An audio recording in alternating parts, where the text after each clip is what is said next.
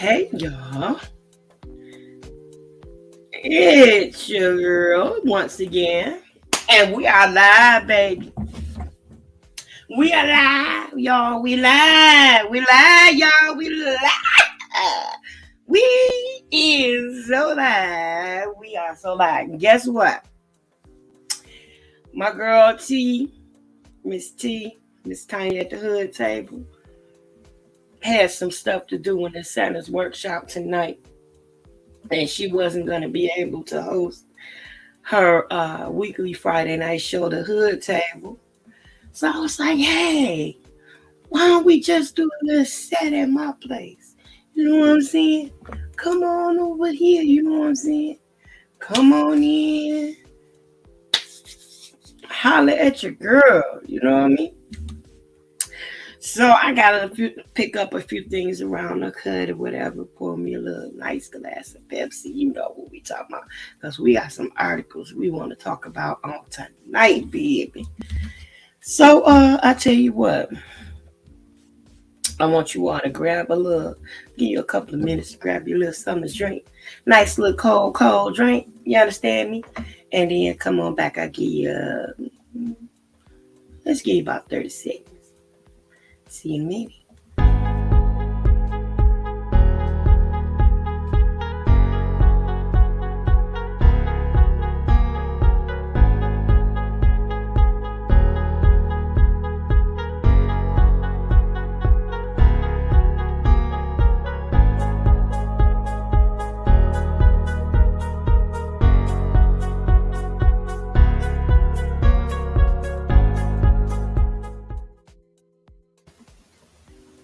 And just like that, we back. We back. We back. We back. Hey, we back. We back. We back. We back. Yeah. Said we back. We back. So yeah, we got a few little hot topics that we talking about on tonight. And honey, when I tell you, it ain't nothing like a fool in his army to keep you entertained. You hear me? First of all, I want to say to everybody that's watching this live, thank you for joining me, and everybody that will be viewing the replay, thank you in advance. Don't forget to like, share, and subscribe, and please support the channel. I'm going to put my cash up.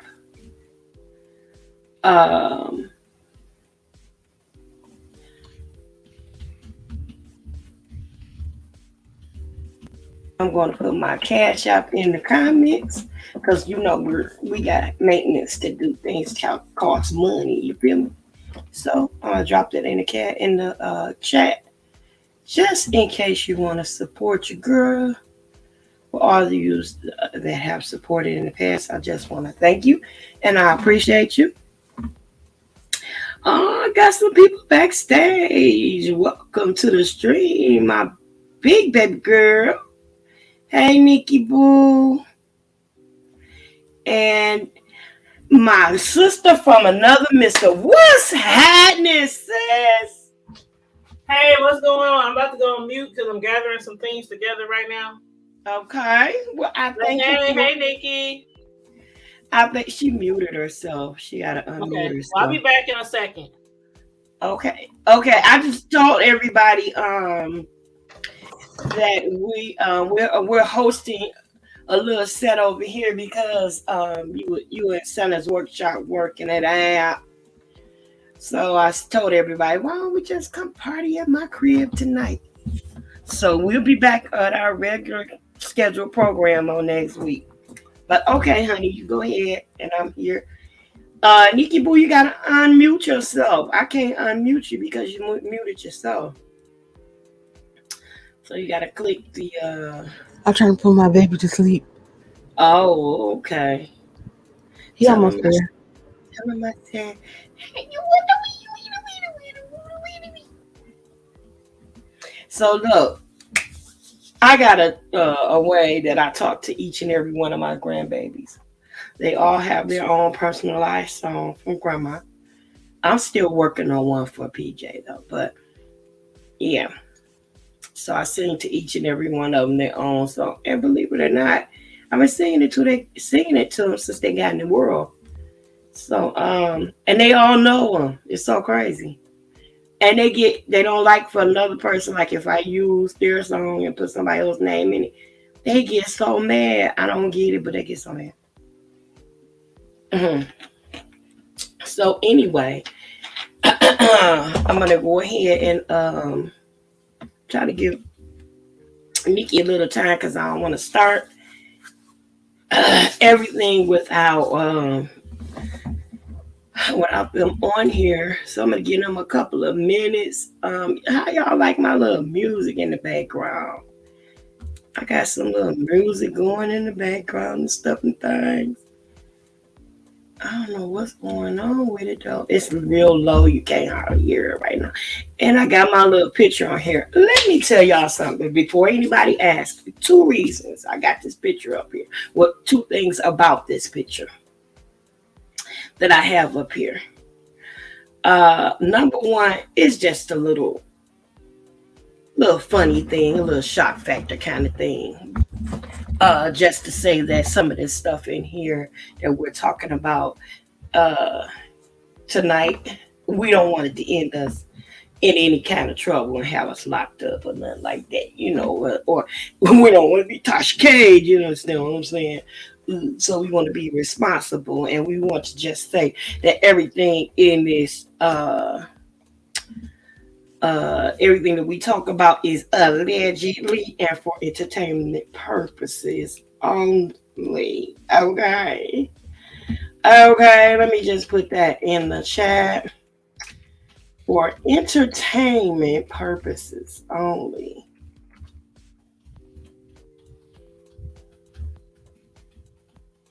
And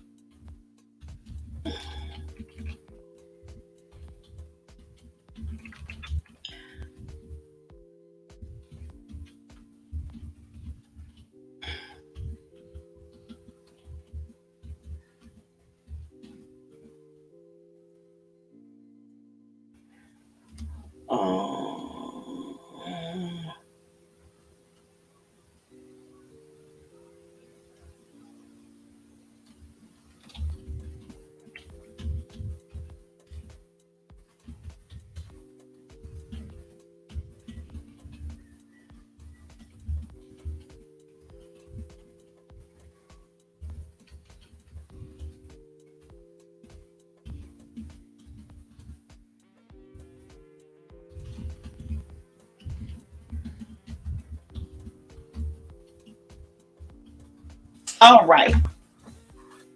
It's a little it won't keep you from getting in no trouble.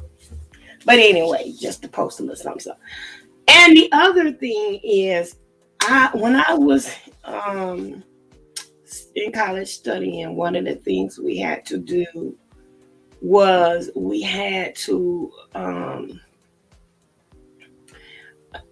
some of the college courses that I took, we had to go on and do on-site visits to different places. It could have been different religious facilities. It could have been architectural um, or like construction sites, or it could have been museums or things of that nature. So one just happened to be a community art museum where young artists got together and worked on and displayed and sold their arts and crafts. And it was an old jail that was converted into a workspace for these up and coming young artists. And so some of the history of the historical content still existed in that building, and some of them were old jail cells. So I thought it would be neat to take a picture behind bars. Yeah, because I've never been there and don't intend on going and don't have a reason to go. So I took that really cool picture back. and probably my junior year, maybe in college or something like that. So yeah, that was really interesting. But so yeah, I've never been to jail, guys. I don't have any intentions on going. Don't have any reasons for going. Probably the most that I probably ever did breaking the law was probably a ticket, a traffic ticket or some sort. So yeah, but I thought it was a really cool picture for just to say I ain't trying to get in no trouble. Okay, okay, fine. Yes, thank you, Hood Table, Miss T. Please like, share, and subscribe, and love offerings are welcome. Yeah, honey. Whether you believe it or not, this ain't easy. Getting before the people is not easy. And it takes energy, script, courage, and money. So if you like to share and support, and don't forget to like and subscribe to the video and this channel. But if you like to support this channel, all monetary gifts are welcome. And I do want to thank my past supporters and future supporters. Thank you. Thank you very much. And we want to also keep in mind that Miss T, which I'll ask her to put her Amazon wish list in the chat. If some of you guys may not know or may already know that Miss T has just Miss T from the Hood Table just purchased her new home. Just purchased her new home. Knick-Knack Hardiman. Let me see you, babe. Hi, honey. How are you? Well, welcome to Trash Cat Alley Boo. Welcome to a new Alley Cat. Come on, y'all. Hello. Yeah, I'm gonna ask my girl T to put her Amazon wish list in the chat for her online virtual housewarming. I'm so blessed by her. Well, it's good that you're here, Miss Knick-Knack. Knick-Knack. Yes, I told you it's gonna come on in. Girl. Yes, let me just I'm gonna pin that right there. Highlight it, and I'm going to okay, I already pinned it. There you go, babe.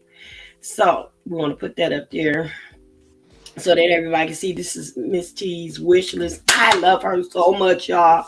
Be a blessing to my girl. I really love her so much. And if you guys have any special things that's coming up and you want to, we'll do phone calls, any kind of thing you want us to do. We do prank calls, y'all.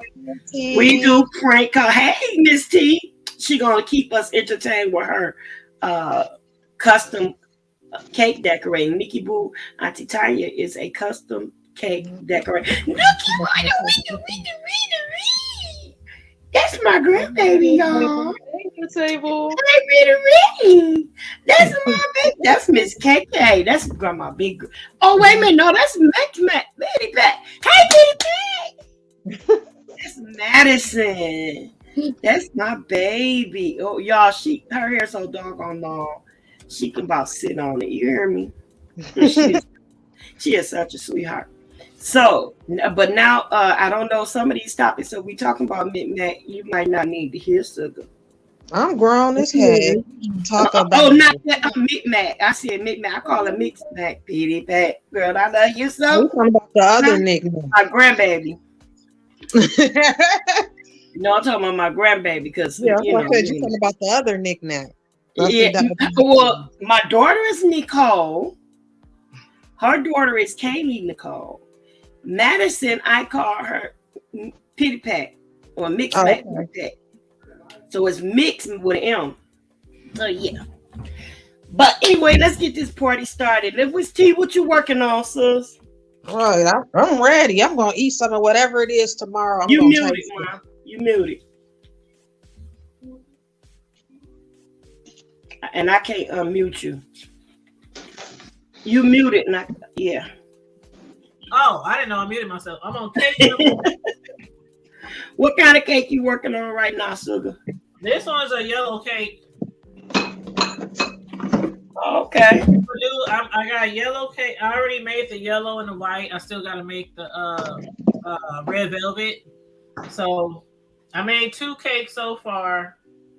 And then by the time, and these was literally right after I got off of work. So I'm gonna have to do the other cake after the show. Excuse me, after the show. Yeah. Oh my gosh. I'm missing something.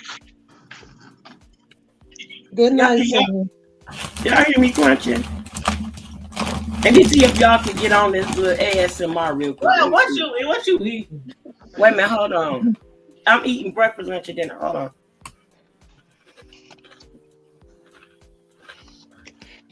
Is my microphone picking that up?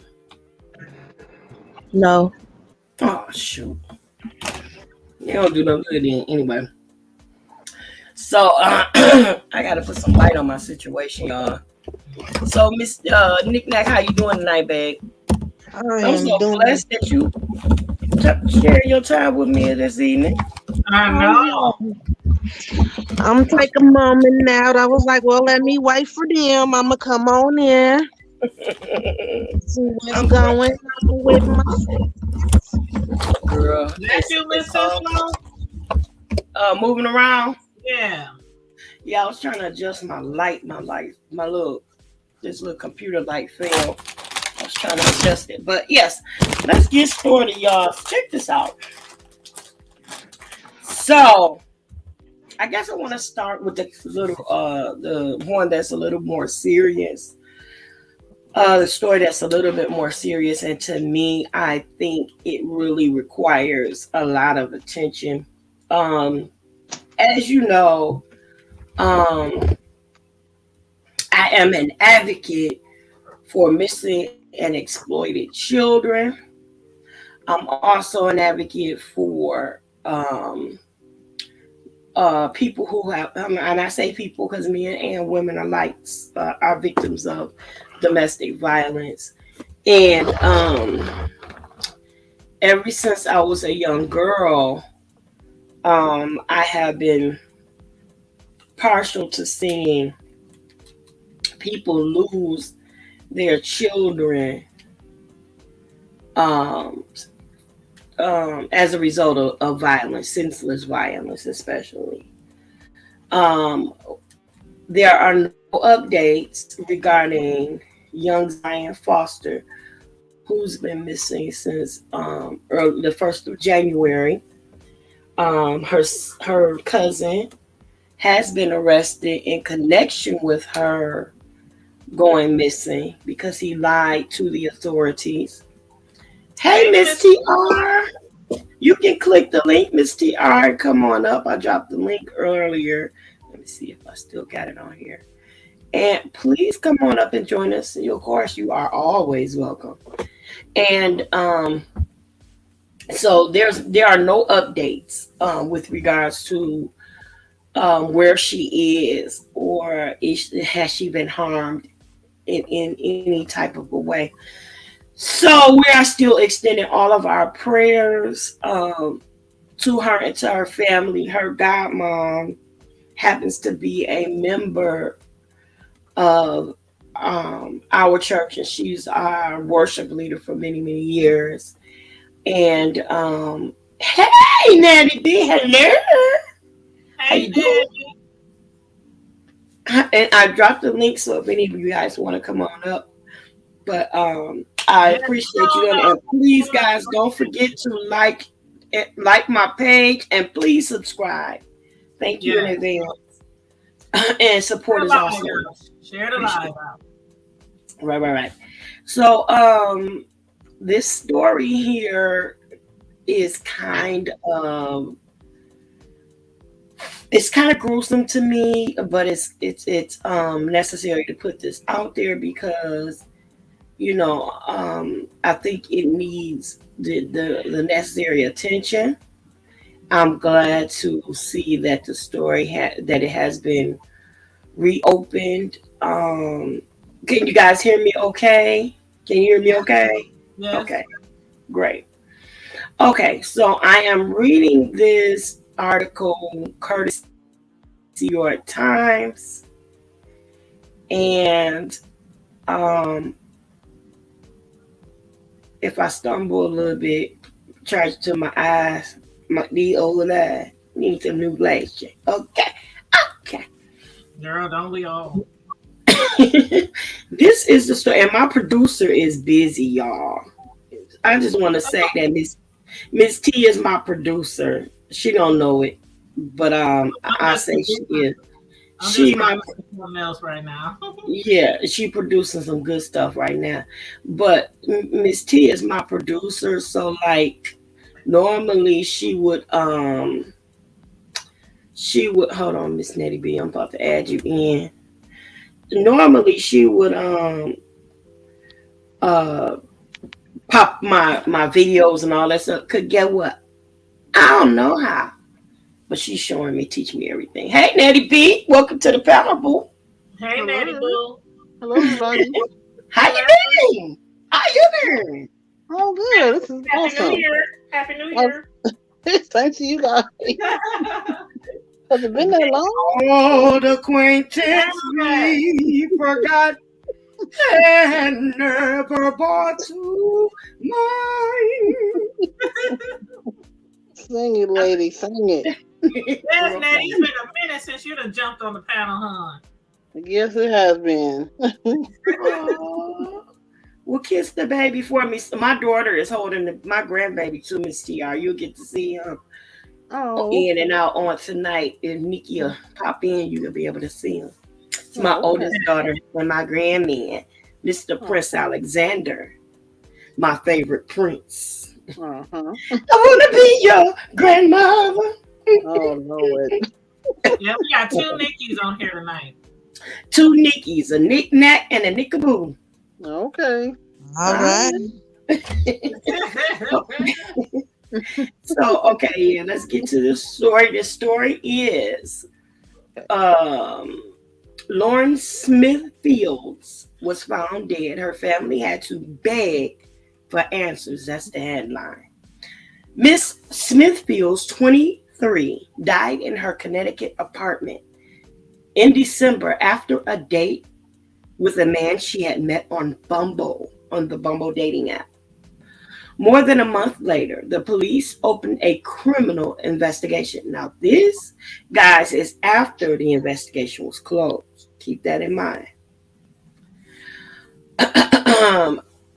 Chantel Fields had not heard from her daughter all day. Are you okay? Miss Fields texted. Please let me know. Her text and phone calls went unanswered. So on the evening of December the 13th, she and her son went to her daughter's apartment in Bridgeport, Connecticut, and found a note on the door. The note read, "If you're looking for Lauren, call this number." Miss Fields called and waited by the car. Soon, the landlord came downstairs.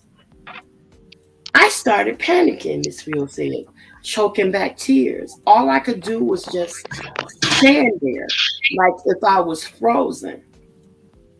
I could not believe what he was telling me, that my baby was gone. Miss Fields' daughter. Okay, I hear somebody. I'm sorry, y'all. Sorry, that's me. I'm about to. That was me. Sorry. Oh, that's okay, babe. Look. I get distracted easy, so that's okay. Let me see, where was I at? Miss Fields' daughter, Lauren Smith Fields, had been found dead the day before. Miss Fields said the Bridgeport Police Department never informed her family about the death. The landlord gave them the number for a detective who told her son in a phone call that Ms. Smith Fields, 23, had been on a Bumble date with an older man before she died.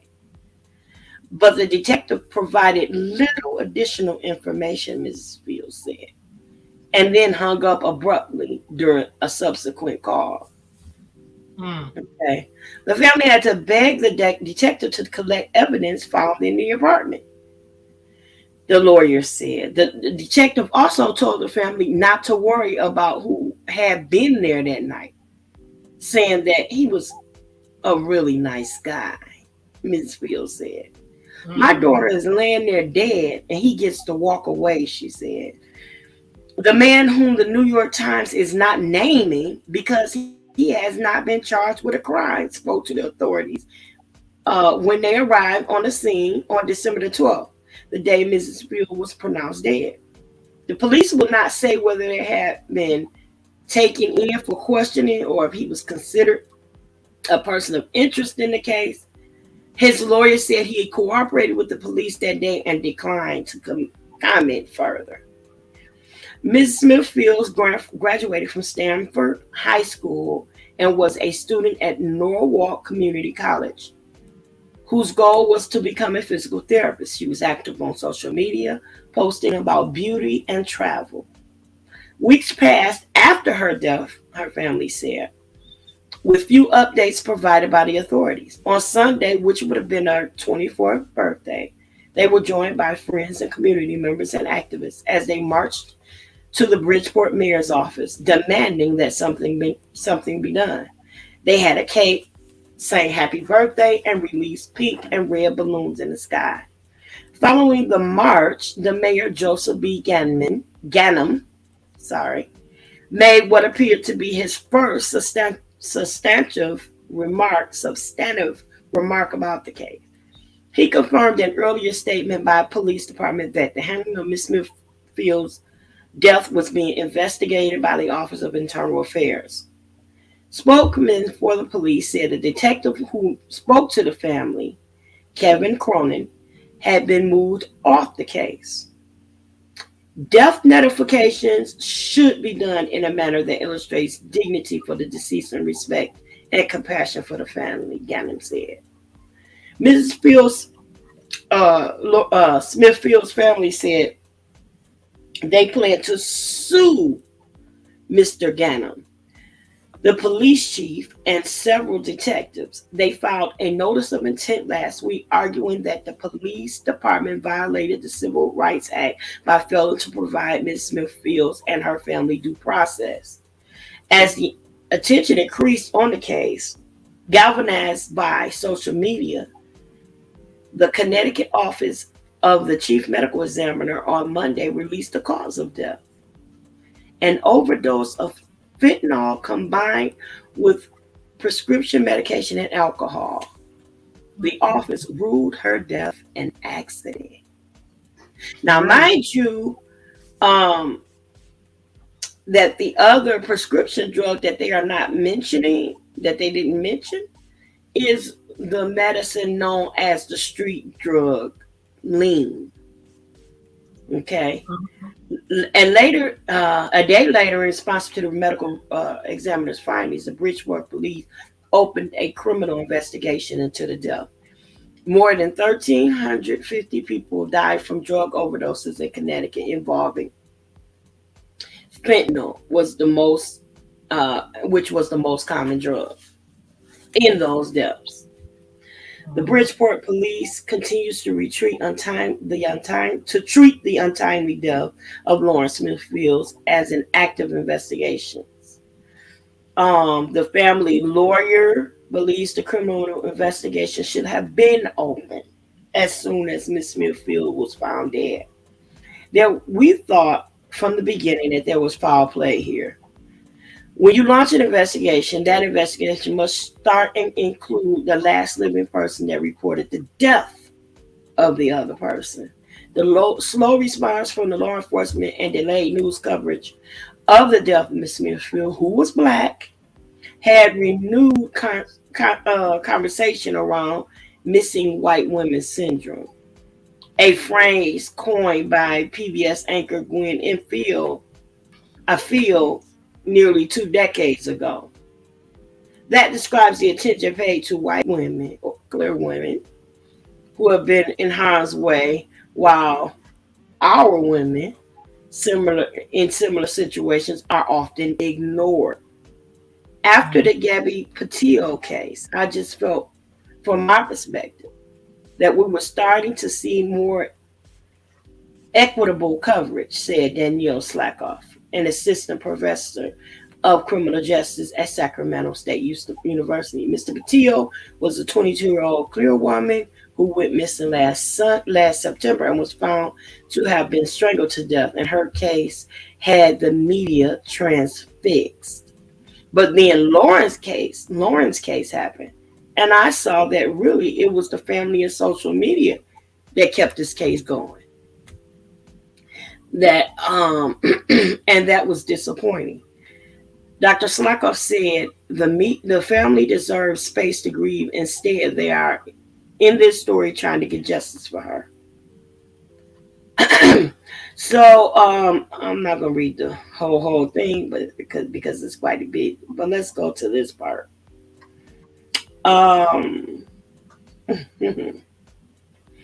Her date told the investigator was a 39-year-old Clear man. Say clear. Clear. Her date told investigators that they continue to. Wait a minute. I'm sorry. I skipped something. She, according to the records, her date who is 37 years old and Clear, told investigators that he had first connected with her on Bumble, a popular dating app. She invited him over to her apartment after 3 days of chatting. On the evening of December 11th, they ate food, drank tequilas with mixers, played games, and began to watch a movie. At one point, he told investigators she went outside to meet with her brother. Then when she returned, she went to the bathroom for 10 to 15 minutes. Okay. Her date told investigators that they continued to watch the movie, and Miss Smith-Fields fell asleep on the couch, and he carried her to her bedroom, and he fell asleep beside her, adding that when he woke up at 3 a.m. to use the bathroom, she was asleep and snoring. But when he woke up again at 6 a.m., she was lying on her right side, blood coming out of her nose, her right nostril, onto the bed, and she was not breathing. He told investigators he called 911. He was trembling and visibly shaken. The responding officer, Carla Ramil, said in the report, she found Smith-Fields lying on her back in the bedroom floor. Miss Smith-Fields wasn't breathing, and she had dry blood in and around her right nostril, according to the police report, which also noted that $1,345 in cash was found in the apartment. Now, when Smith-Fields, when her mom arrived to her apartment on December the 13th, 2 days later, the landlord put the family in touch with Detective Cronin. Her mom said, my son talked to him and he was asking him what happened.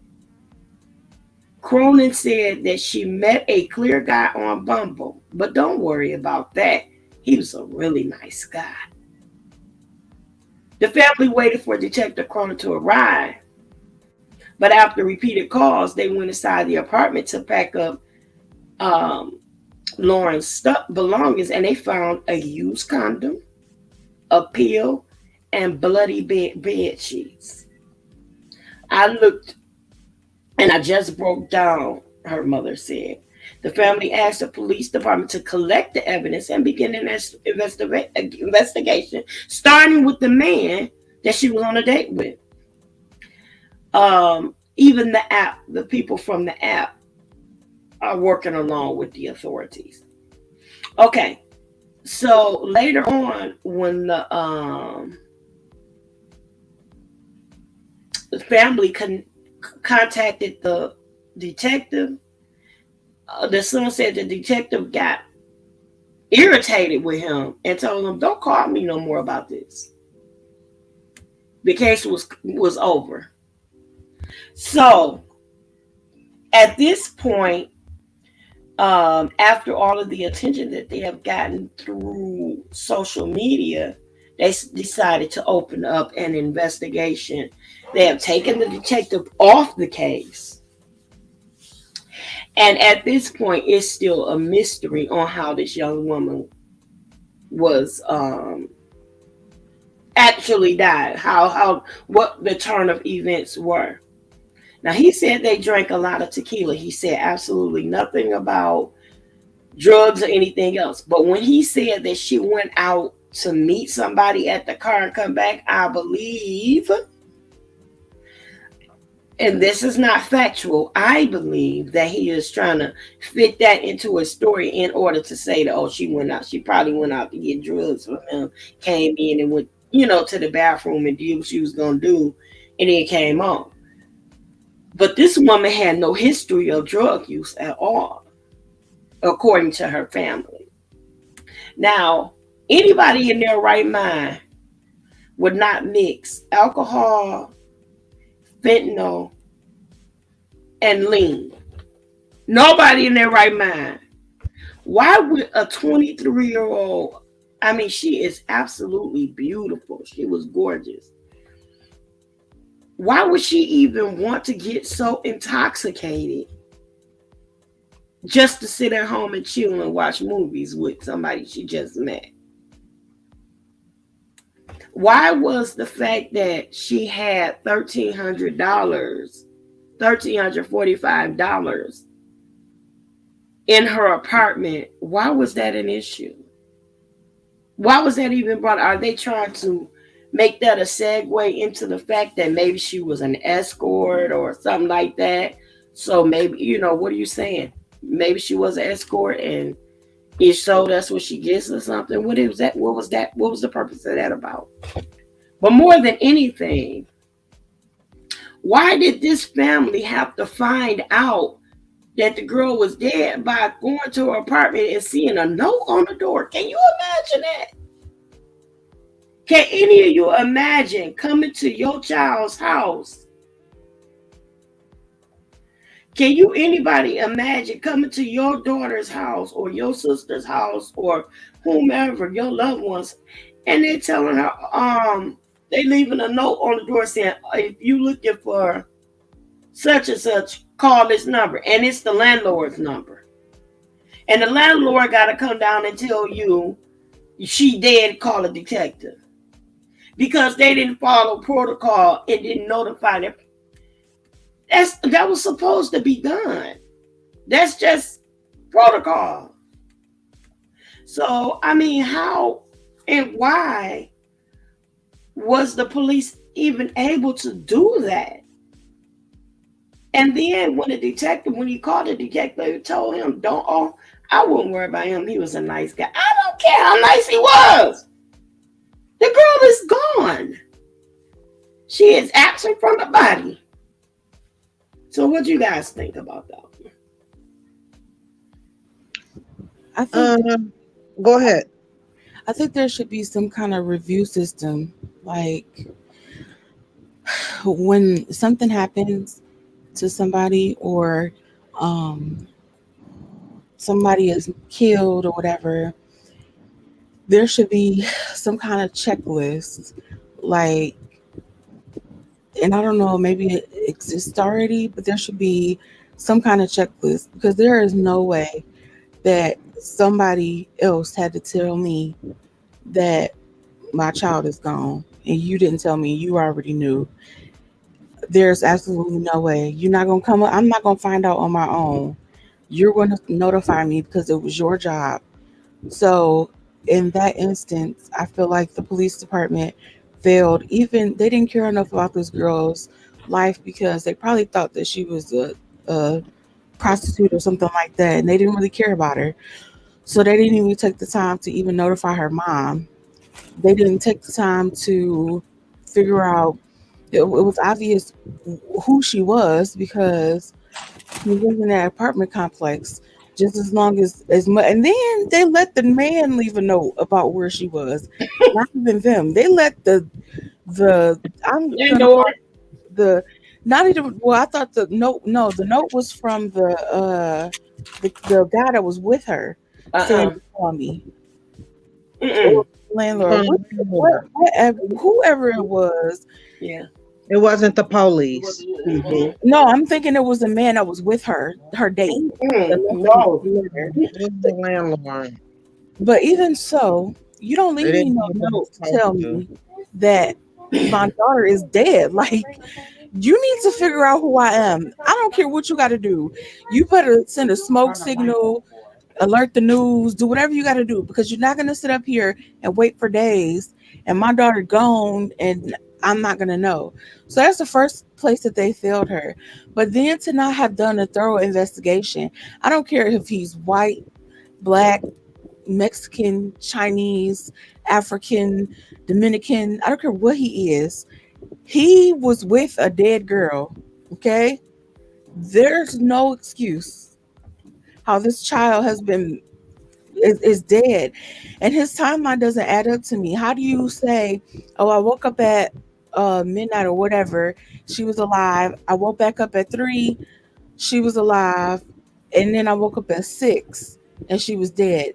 Nowhere, I have never heard anywhere where someone has an overdose after all of that time and dies 6 hours after taking the drugs. That doesn't make any sense to me. Especially those drugs. And you are a medical professional, and you know that fentanyl is a drug used to anesthetize people. Right, but if you're going to die of an overdose of fentanyl, you're going to die when you take it, not 6 hours later after it has dissolved in your body. Mm-hmm. Common sense to tell you that. I have a friend, my friend, he died in July of last year, and he took some I forgot what it was, but it was laced with fentanyl. That's why he died. He died after he took it. He didn't die. He was still in the car. Okay. He didn't die after he started the car, went home, was played with his daughters, then died. He died after he took it, because he died then. So it doesn't make any sense for you to tell me that you woke up at 3:00 in the morning and she was still snoring, and then when you woke up at 6, she died. That makes no sense. How do you sit next to somebody that just has an overdose after so many hours? Obviously, his story was a lie, but the detectives only saw his color of his skin and believed him because he seemed like a nice guy. What is that serial killer name? It's also alleged that he has a relationship with the higher authorities in the police department. Exactly. But so did Ted Bundy. Was the I watched the Bundy tapes and I watched the documentary on Ted Bundy. He was one of the nicest looking serial killers I have ever met in my life or seen in my life. Okay. And he had great man. Very handsome too. Very handsome. Okay. You would walk by Ted and be like, "Oh, can I get a date?" Mm-hmm. Hey. But the man was a serial killer. He was crazy. He looked creepy to me. He didn't look creepy. He was fine to me. If he was a couple of years younger, you know. But what I'm saying is, if he could be a serial killer, and if he looked the part, and that's why he didn't get caught for so long, because everybody failed to believe that this nice looking man was capable of murdering all those women. Mm-hmm. So it doesn't matter about who looks nice. I don't care how he looks. If that were me and there was suspicious circumstances around somebody's death, you would have arrested whether or not she overdosed. Another window open somewhere. Yeah. Let me make sure it's not my computer. Was that Nikki or Nettie? One of you guys was getting ready to say something. I call that a shapeshifter. Nobody knows who they are, how they really are, for real. They just know how to put on the show. Mm-hmm. Shapeshifters. Narcissists, sociopaths, and psychopaths are built like that. Yeah. So there's no telling what this man really is like. For real.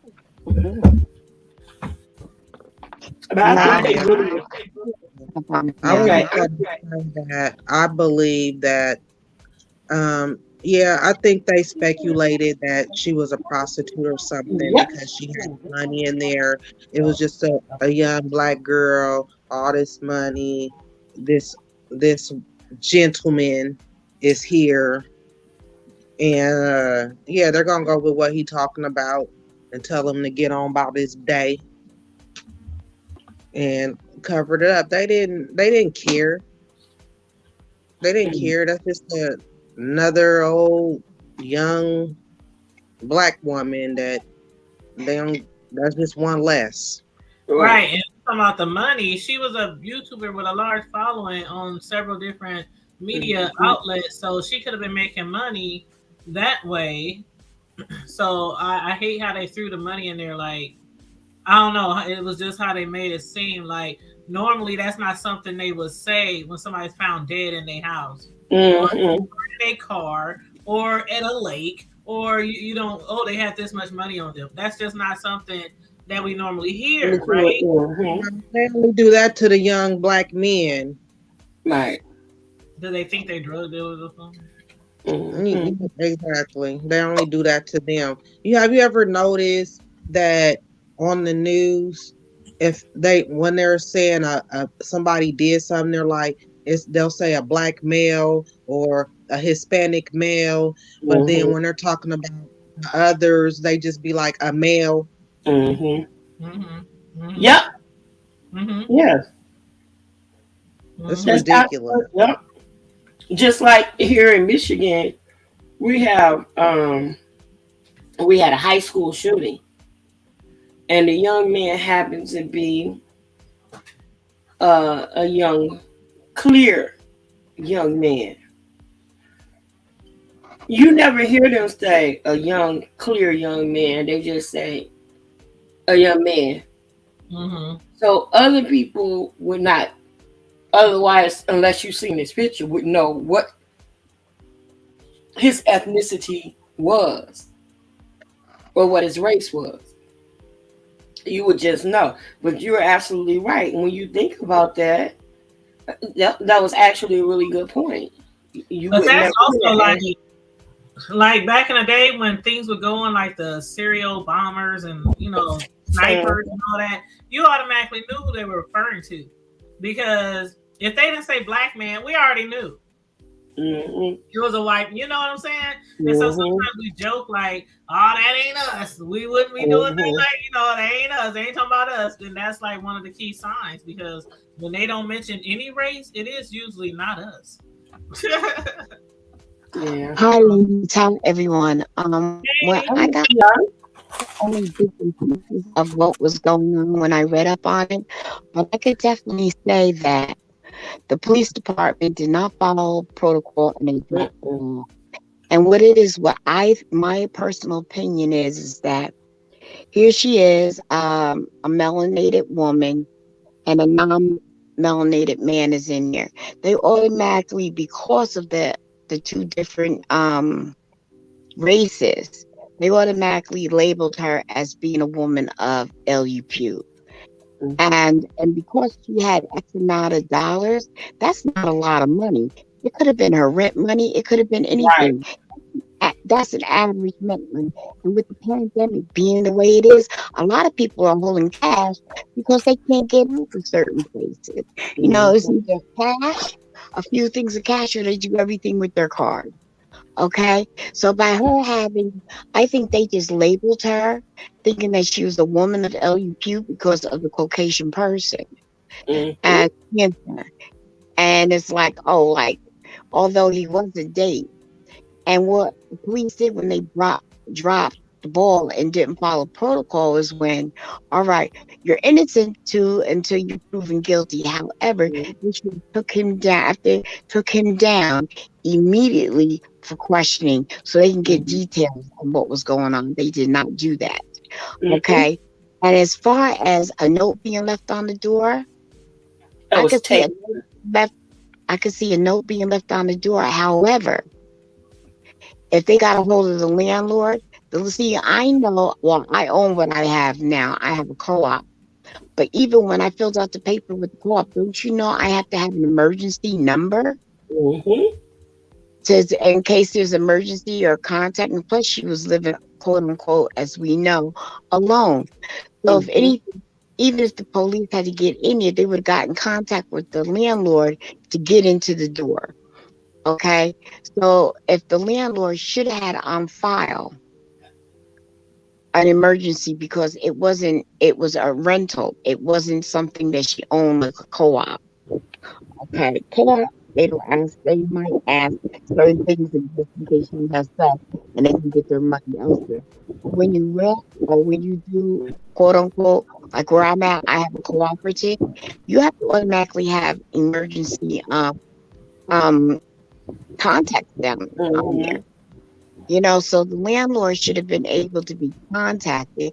And if he couldn't, a neighbor should have been able to get the police the landlord's number for the police to call and ask questions and get them to get down there. Because once they're gone, he has to lock up the place and, all that other stuff. And the landlord does that. They can't just leave the apartment open. The landlord has to come, lock it up, secure it, and then he'll ask certain questions. But they didn't do that. And I think because of the fact that, they just defamed her and made people think that, oh, yeah, she's a person of LEQ. Why? Because she had money? $1,300 is not a lot of money. Think about That's what not. people are today. $1,300 for the average person, average. You know, $2,000. At least over here in New Jersey, where I live, at $2,000 easy. Maybe a 1 or 2 bedroom apartment, depending where you're living at in the suburbs. It really depends. And as far as rental goes, and they just totally dropped it. And yes, he could be a serial killer, but they don't know because they didn't do what they were supposed to do. So because they didn't do what they're supposed to do, a lot of evidence went out the door. Now maybe she was alive when they went to sleep after they did what they did because they found condoms, right? Mhm. And something else they found. I don't recall, but they found, and she had a nosebleed. The nosebleed shows that she apparently had an OD, overdose.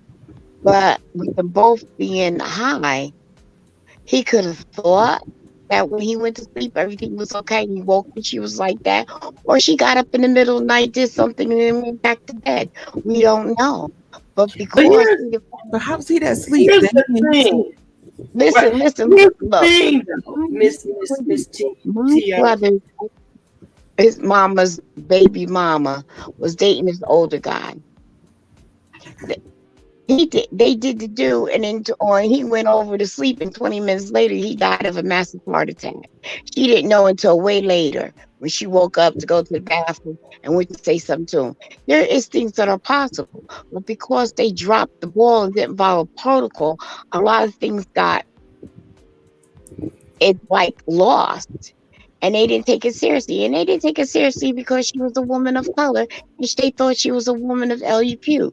Now, I was living in an apartment building, very well-to-do apartment building, and I lived on it. Well, I can't say the first floor because you had to go you had to go upstairs to get to the first floor because I was kind of like on a hill, and I was opening up my door.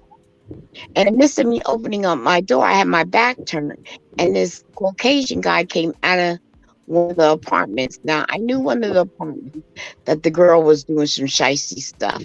I knew she was prostituting, but it wasn't my business. It just wasn't. She wasn't. But when that white guy came up out of her apartment, he groped me, and I tried to beat the living hell out of him. What? I tried to beat the living hell up out of him. But right away, they figured that, oh, what was he doing near me? Right, what was he doing near me? Because he wasn't there to see me. And right away, they figured that because of him being a person of non-color, and with me being a black woman, that's what he was there for. They automatically labeled me when I had nothing to do with it.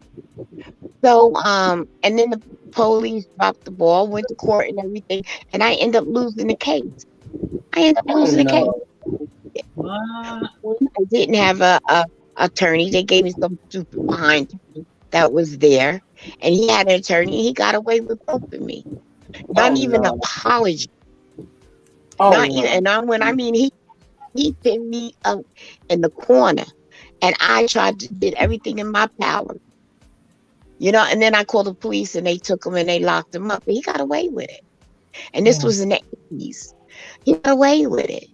So when it comes to melanated people and non-melanated people, we're Privilege. always dog. They always placed us underneath that that they just looked at it that she was tricking, and she wasn't.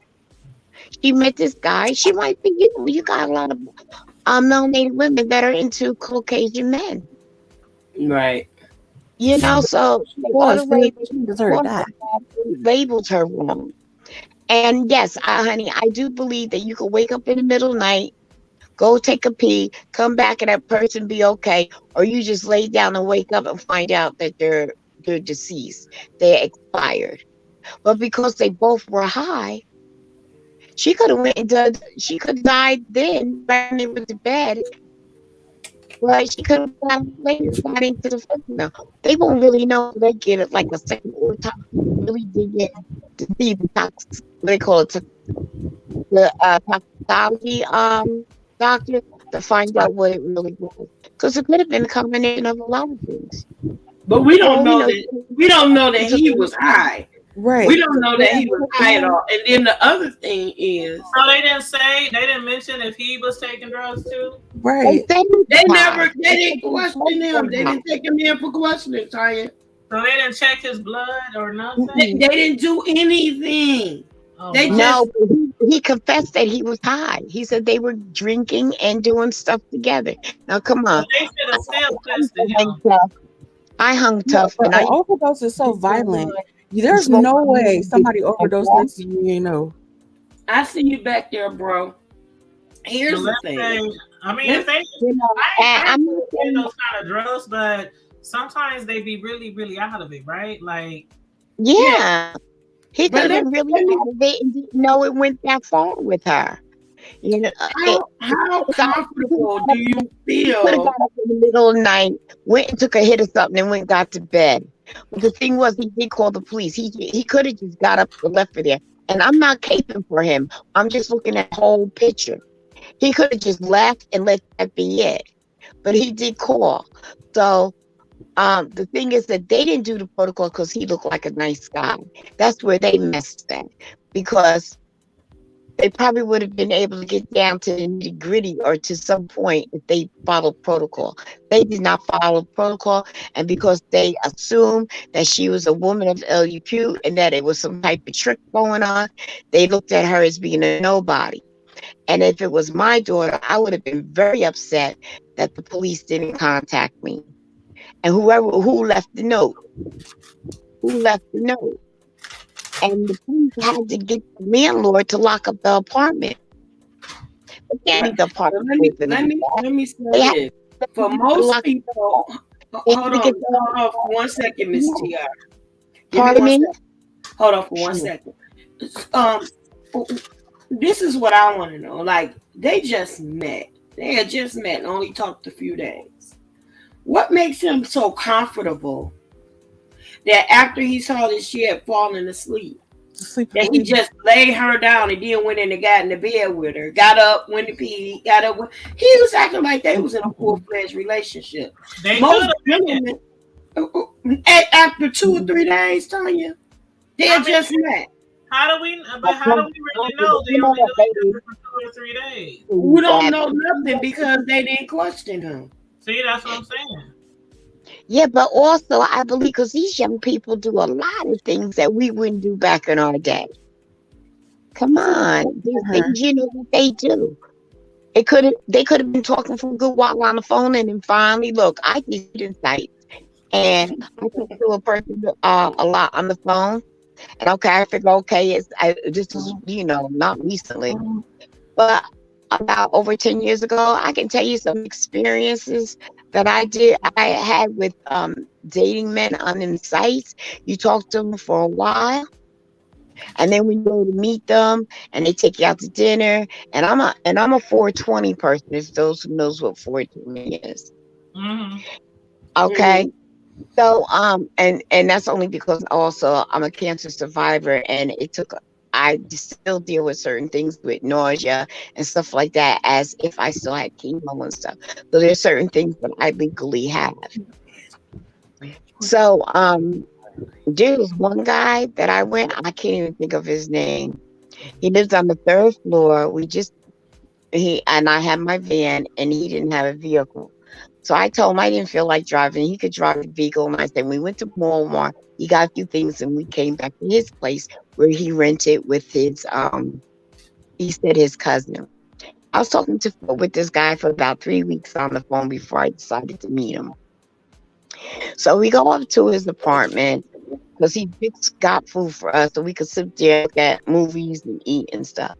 And because he was on the 3rd floor and it was August, you know, the August and the Northeast is hot. July and August is our hottest. It was so hot. So I was sweaty and I was like, oh my God, I can't stay in here. And he only had an air conditioner in his bedroom and I didn't want to go to his bedroom. I wanted to stay in the living room. But because we had a roommate that only had air conditioner in the bedroom, so I said, I don't want you groping me or anything. If I agree to go with you, and oh no, I'm not going to. They call me. I'm not going to do. I'm like, okay. So we're sitting there. Now, as soon as we got a hold of the 420, then I guess he felt like he was Superman and stuff. You know, he got pissed at me because I didn't give him the cut. He blessed me out, honey, and I just took my stuff and left. And they be hoping and praying you change your mind. Yeah, and this after three, you know, after talking to him for a while. And when I left out his place, he slammed that door so hard that my skirt woof. Now your skirt woof like woo, woo, woo, woo. And I said, this guy, just get me up out of here. Never do this again. Okay. But when you go on these dating sites, and it took like 3 weeks before I decided to meet him. And this was like maybe 12. Yeah, because I've been free from cancer about 9.5 years. So it was it was right before I had the cancer. That's what it was, before I had the cancer. That's right. And he wanted to do. Now, how about if I agreed and he went to sleep? I don't know him that well, but we're sitting up there drinking wine and maybe smoking weed. And then I end up falling asleep, and then I wake up and I go to the bathroom, come back. It knows that he expired until I get up, and then I go to shake him and he's expired, and I call the police, and they let me go without asking any questions. So we have to, hey there, honey, we have to see, I guess, how the outcome is and find out what it is, because she could have got something that didn't, and then she went to go do, and it was laced with something when she went to go do it, where maybe the first batch that she was doing wasn't. The thing I'm sorry, y'all. We playing musical people because we got a full panel tonight, and I just wanted to welcome. I'm gonna take myself back out and welcome Bishop Lemon Pepper Stepper and Miss Carmel Diva to the stand. And also Nettie and Nick Nack, we haven't heard anything from you guys. Me and Nikki gonna step back for a hot second while y'all. Why you gotta take yourself out? I put mine on mic. Because I can only get 6 people. Huh? I can only do 6 people at a time. Oh. Yeah.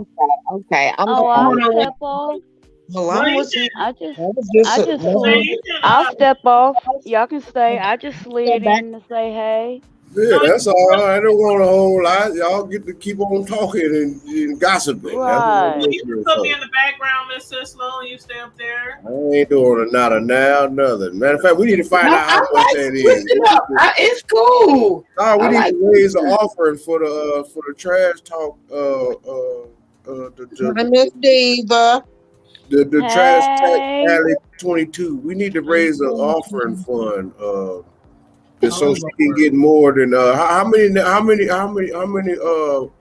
the people that you got to pay for, Tanya, to get the people where she can get more than 6 members on here. You know, we got a congregation. Oh, it's $25 you gotta pay a month. A month? Yep. All right, that ain't bad. That ain't taking out my weed money, so I think I'll be all right. Oh my God! The tree fund is that for? Are you part of the Arbor Day Foundation? Yeah. All right, man. Matter of fact, my cousin. What happened to this PR? He the local district regional director. Oh, Lord have mercy. Well, it's definitely, I'm growing, and this is wonderful. Actually, I mean, I'm elated that Yeah, we they have need to so put many that. different panelists, but So I, we're a growing channel, and I'm grateful. I'm so grateful for everybody, but I don't want to lose any panelists because everybody has a wonderful input, and Miss TR definitely, has a wonderful perspective. So I don't want to lose anything. I'm gonna I was late coming in here. So what was she talking about? uh Everything. here, I'm gonna let Nikki come back in and let Nikki tell y'all real quick, and I'll be right back. Nah, you come on Okay. in. Yeah, I'm good. I keep I'm forgetting listening I'm from in the my back. phone. Okay, so my mom was talking about the girl who met the guy on her Bumble date and ended up dead um of an overdose.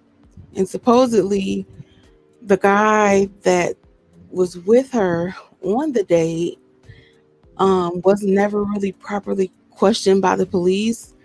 They let him go because he seemed like a nice guy. He And the seemed parents like didn't find out that she was dead until they went to her apartment and found a note that the landlord put on the door saying, if you're looking for whatever her name was, um, call this number. That's if how you they don't found out to stop. get in touch with the landlord. But my So thing they didn't is, have her. They didn't have no emergency contact no, to. but this is the thing. Now we talk about the police. Anytime you have and then this is just me, anytime you have you go to a person's house, right? She was at home. I'm sure she had a cell phone. I'm sure she had a laptop, Mm, MacBook. I'm sure she had something that identified her. In my cell phone, my mother's number is under mom. My dad's number is under dad. My husband's number is under hubby. Every woman out there has a cell phone, especially if she had $1,300 in her apartment. She had a phone. All they had to do was find her phone and call her mama or her dad right. or her cousin or her sister. They could have started dialing numbers until they figured out who to talk to. They could have taken her phone, her computer. Somewhere on there was somebody's number for help. So I don't. There's no excuse to me as to And why she was there for wasn't she there for days she was there. before Yeah, she anybody was there for like 2 days, and they didn't find out until they police started didn't looking say around. nothing? They speculated when they found her. It seemed like they speculated that she was a prostitute, Well, basically, the police kind of Oh wow. we said because that she had they think that they were $1,300 in the house, right. and she was a Again, young black if I girl with a white man, with another man, type of man in there. Well, just because she had money in there don't mean nothing. exactly, we just paid our Exactly. rent. Yeah, we Keep understand that, in but keep in mind she was a big YouTuber and IG personality, so she was probably making money. Even if she Oh, wasn't, okay. my rent is up there. Okay, $1,300 ain't nothing. That's rent Right. on a car note. So really, it really doesn't matter about money. Honestly, it's not like it was 30,000 dollars. It was $1,300. That's a paycheck Right. right there. I was just gonna what say, what if she just got paid? 13,000? Right, Right. But it wasn't 13,000. It was 1,300. right. And But like you were saying about the there's no phone, way. I Don't I, I the tell police? people, I'm sorry, I was just gonna say what you were saying about the phone number where they could have looked in the phone and literally called anybody Yeah, and said, okay, well, who is this, and how do you know this person, and do you know somebody we can get in contact with? What I do and what I try to tell people to do, um, in your phone, if it's somebody you are close, if you're close with or somebody you talk to regularly, I say put their name and then behind it put ICE, which stands for in case of emergency. Firefighters and police officers know what that means when you put ICE behind somebody's name. So unfortunately, it's too late for that young lady, but people, I hope this is a helpful tip for people out there, because we don't know. It's crazy out here. People are literally nuts and getting nuttier by the second every day. So Yeah. just do yourself a favor and put ice behind your name. That I way, don't think they look for it because there's no They way didn't you can even tell look. me. Yeah, they didn't look for anything. No, there's They no where way didn't did you this try can to. tell happen me They at? that Where didn't did this try to happen do. at? They there didn't was in try to do Connecticut. anything. Was it Oh, on the East Connecticut? Coast. Yeah, but there's no way that there's remnants of my mama all over my house. There, you can go through a book. My mom's name is in there in my computer. First of all, I've watched too many episodes of First 48 to know that they can find more information on you when they want to. They Hmm. go off of your Facebook Exactly. page or your Instagram.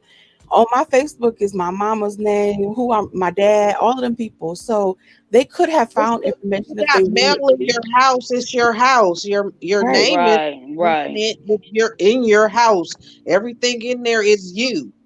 They didn't try to do nothing. They just Woo. just let the little dude go and just Well, he wouldn't have it, no court date. I know that. Mm. man, that's He'd have a ridiculous. date with a coroner, but maybe not court. Man. He wouldn't even have a date with a coroner. And then Mm. somebody what she met on one of the dating sites. Now, when She's I on like Bumble. the guy I'm with, I did meet him online. Um, but even even though he is I mean, one of the sweetest guys, I mean, funniest, nicest people, but when we first started dating, when we would go out places, I made sure to text message like three different people, his Right. name, his phone number, and where the hell we were going, Mm-hmm. just so somebody would have that information, it just You're in case. supposed to. And that's what I had to tell my son that he's in college now and he's 19 and mom, I'm 19 now. I don't give a how old you are. Right. You have I to. said give me somebody's name and they Mm-hmm. address and they phone number if you gonna be out with them, because if something happens and the police You need come to knock know on where my to go. door, they gonna Right. say, well, who was he with? I don't know. Well, what's his friend's name? I don't know. And that's Well, what I well, tell where? my kids. The worst thing in the world is for somebody Right. to ask you where your son was, where your child was, what was the last thing they wore, who their friends are, and you have no Right. clue. Mm-hmm. I'm So like, I'm I'm a not trying to stickler be on in your that. business. I'm like, I want you to go out and enjoy your youth. You're a good looking, smart, funny kid. Go have some fun. You in college. Go make some memories. But I don't want you to be a memory. Exactly. Exactly. There's a difference. I'm like, I need this information. Go. I was like, I ain't finna be following you. Yeah. I don't want to get out of my bed. So I ain't finna be following you around town. But But the yeah, girl, we. she was at home. So it wasn't like she was out. She was at home. Like she was they didn't need to find out where she had been. She was there. And people knew where she was. Her landlord knew who she was. The guy she was with knew she was, and the police knew who she was, where she was. It was the fact that they didn't try to find her mom to tell them what happened to her for No, two no, days. And because had they not come looking for her, they would have still been looking or trying to figure out what happened to her because nobody found it important enough to find her parents.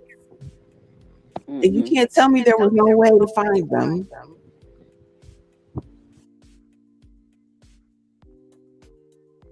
See, my daddy ain't gonna let it go because he calls me. If he I can't agree. reach me, my dad is one of them parents, especially now that my mom's gone. Hell, even before she was gone, if he calls me and I don't answer the phone like right away, he'll call back like 2 hours later. And he'll keep calling like all day until I answer the phone.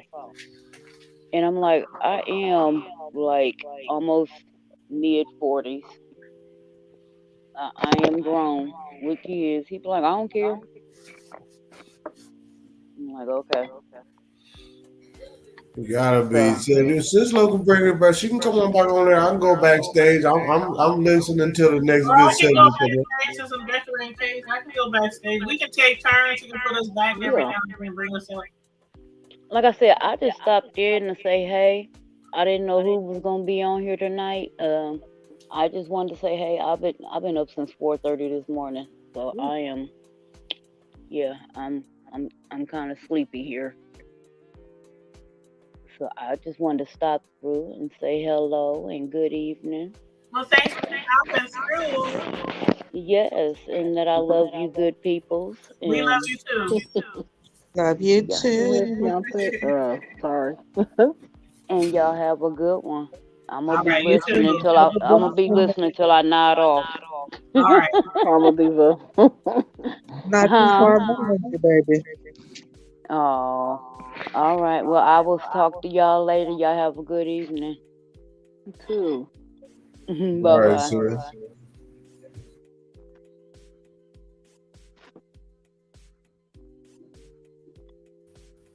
Oh well, I hate to move. I hate for people to leave like that.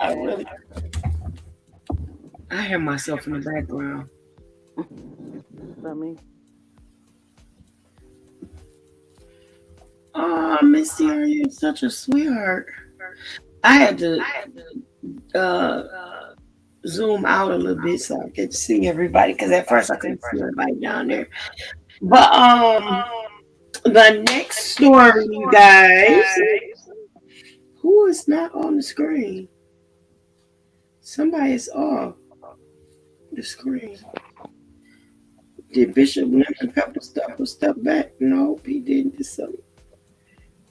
Oh no, everybody up here. Okay. And Karma Diva left and Miss TR. Yeah, okay. Yeah, I'm so sorry, guys. That's you. So let's get to the next story at hand, y'all.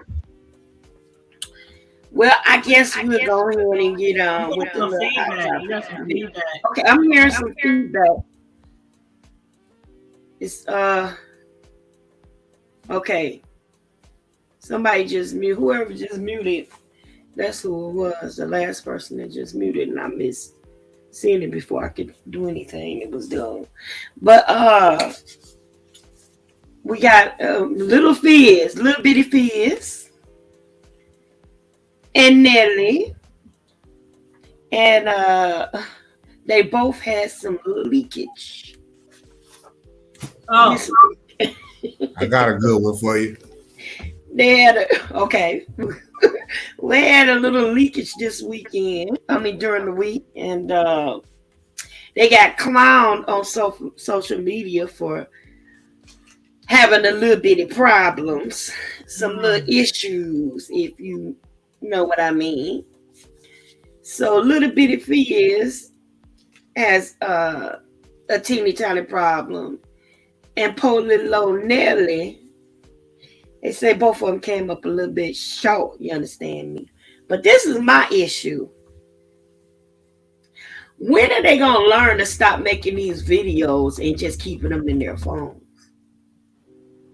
That's just stupid to me. Why would you make a video of a sexual nature and just leave it in your phone? Everybody knows that anybody catch a hold to your phone, right? I thought it was on OnlyFans. Huh? It was on one of them was on OnlyFans. One of them was on OnlyFans, but it got leaked. So in order for it to get leaked, somebody had to have access to your phone or whatever device they log in on, is what I'm saying. Why leave any issue like that? And what you on you that broke? You gotta be on OnlyFans leaking your wee. Really? You know how much money these people make on OnlyFans, mama? You muted, Tanya. There's a lot of people who got OnlyFans too. They make good money off of there too. If I can give me a first pedicure, I'm going on OnlyFans for feet. Oh yeah, remember Miss Gina, Miss Sislo? Okay. She was doing that OnlyFans. I'm not saying. I'm talking about. We talking about Little Bitty Fizz and Lil Nelly. They had him. You know, I guess Libby. He was on Libby on the label. You will like it on the table. Somebody say he was. He reminded them of the Vaina Sasha. Nikki, that's you. Are you muted? I was No. already. Okay, that might be which one? Nettie Boo. Let me see Nettie Boo. Is it Nettie? Oh. Yep, it's Nettie Boo. So you might. Do you have any windows or something open in your background? Like when you clicked on the link, it left the YouTube and went over to StreamYard. Sometimes you have to go back and close that YouTube window so it don't echo because it's probably playing in both. So try that, Nettie Boo, and see what happens. You try? Not yet. Y'all were talking about old dusty ass Nelly. Well, Nelly, from what Nelly somebody said on my Facebook friend said that it's only the women with those cavernous walls who complaining about the length. Oh wow! And they said, but he got girth, and I was like, oh shoot, let me look again because I done missed something. Okay. Yes, girl. Well, let me say, back in the day, they used to say, Don't there nobody wasn't want them little bitty ass smoke, them little smokies. Boy. Some of them used to say it ain't Well, pause shit. for the cause while y'all up here talking about folks.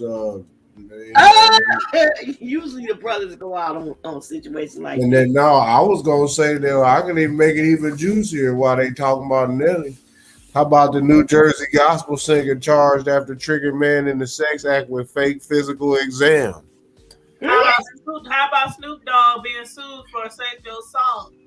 Again. Yeah. Okay, but how you gonna be 75 Right at the years same old? time, he's celebrating buying Death Row records.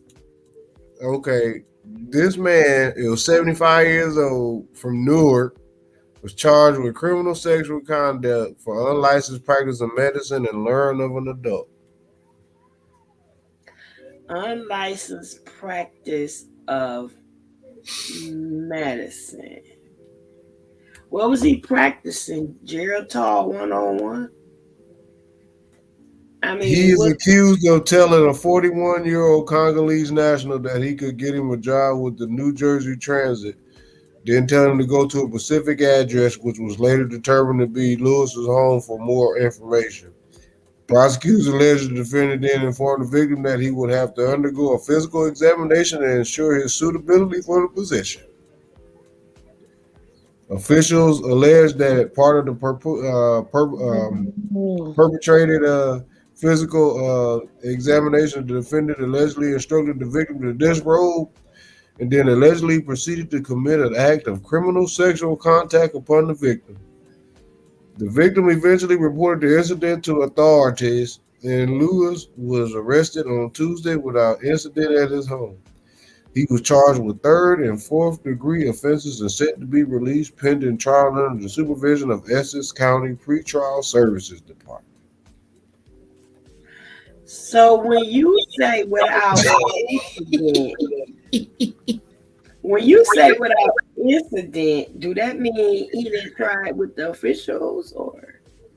I don't know. It was Inquiry minds want to know. So when you say without incident, I'm just asking because people want to know. Well, I guess. So I guess he wanted to spread the good news. He wanted to spread something, all right. Whether any news had anything to do with it, I'm wondering. Okay, but I don't knock nobody for whatever it is that they prefer, but I do.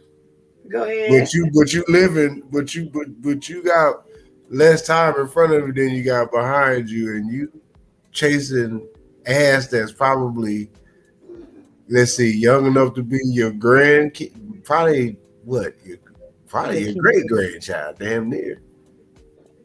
Really? That's He ought to be just shaming himself. that's just nasty. I'm sorry. He ought to be shaming himself. I'm mad you laughing. Oh, That is really a dirty old man. that's a That is whole nother name the for a dirty old man. dirty old man. That is horrible. I'm mad He you was laughing, bro. saying the word. He was saying the word. Well, they say No. he a gospel singer. I'm just wondering though. I mean, what do we got to do with him singing the gospel? Why they got to put that out there?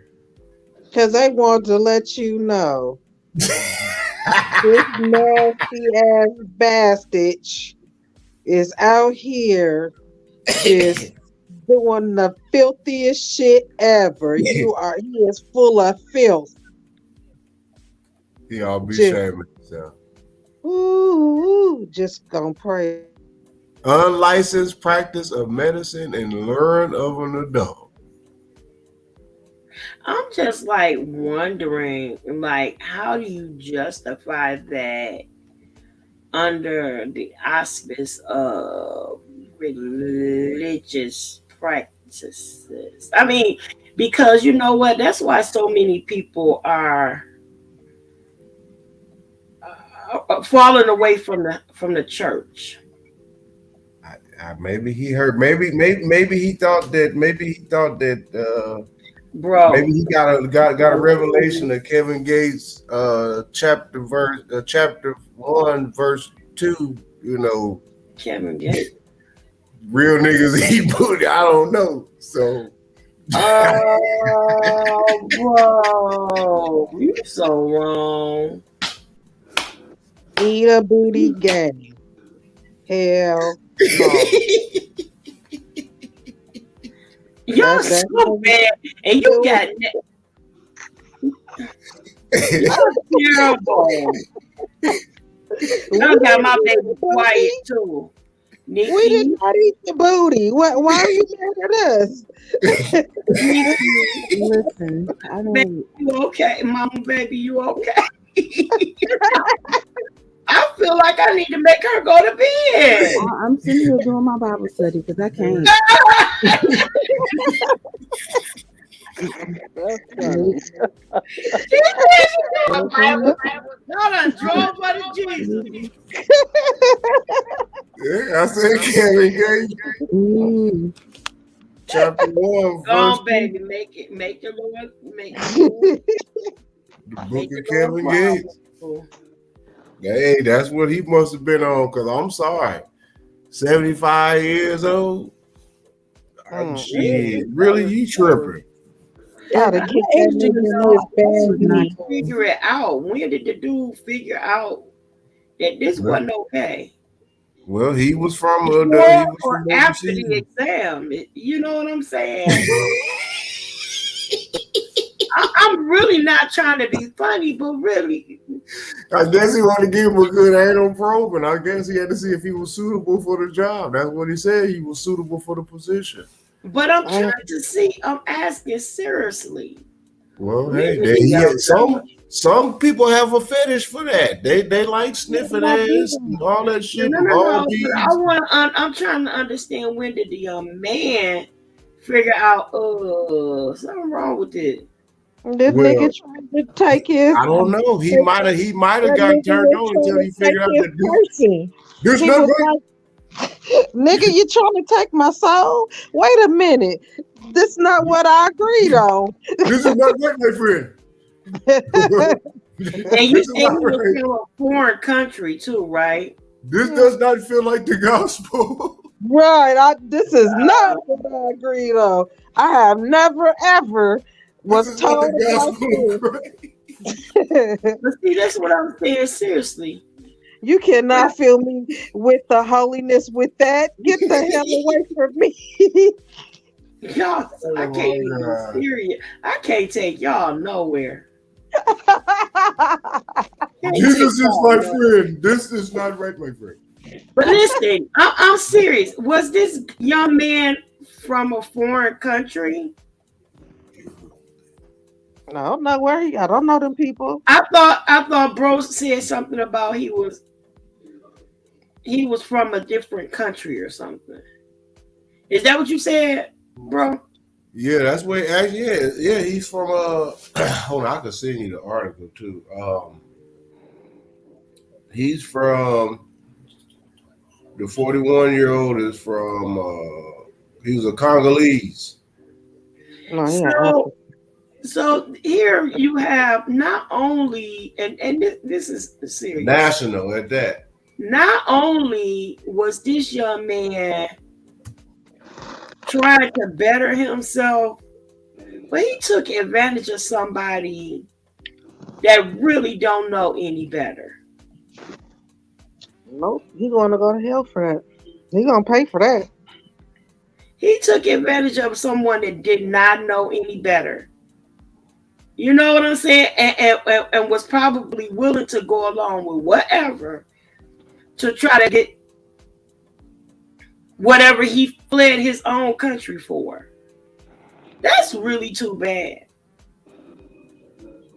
That's really, really too bad. Honestly. That's Yeah, he took bad. advantage of the young man. He wanted to give him. He wanted to bless him with that. He wanted to bless him with that Kearney Thomas.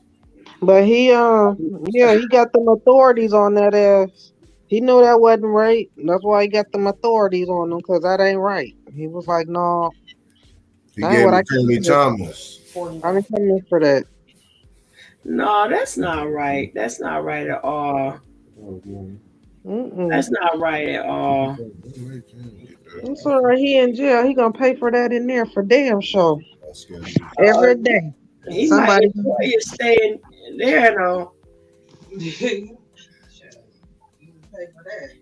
He might enjoy that stay. Man. We in lockup. Yeah, he might not like it though, cause somebody gonna be doing it to him. He might like doing it to people. He might not like it back. Oh well. He'll pay for that.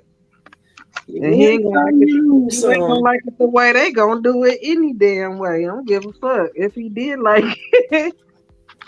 That's too bad. He ought to be ashamed of himself. Yeah, that's indeed. he wrong for that. He gonna pay for that though. Yeah, that was. It's been, imagine how many decades it's been going on though. See, that's key. It ain't nothing new.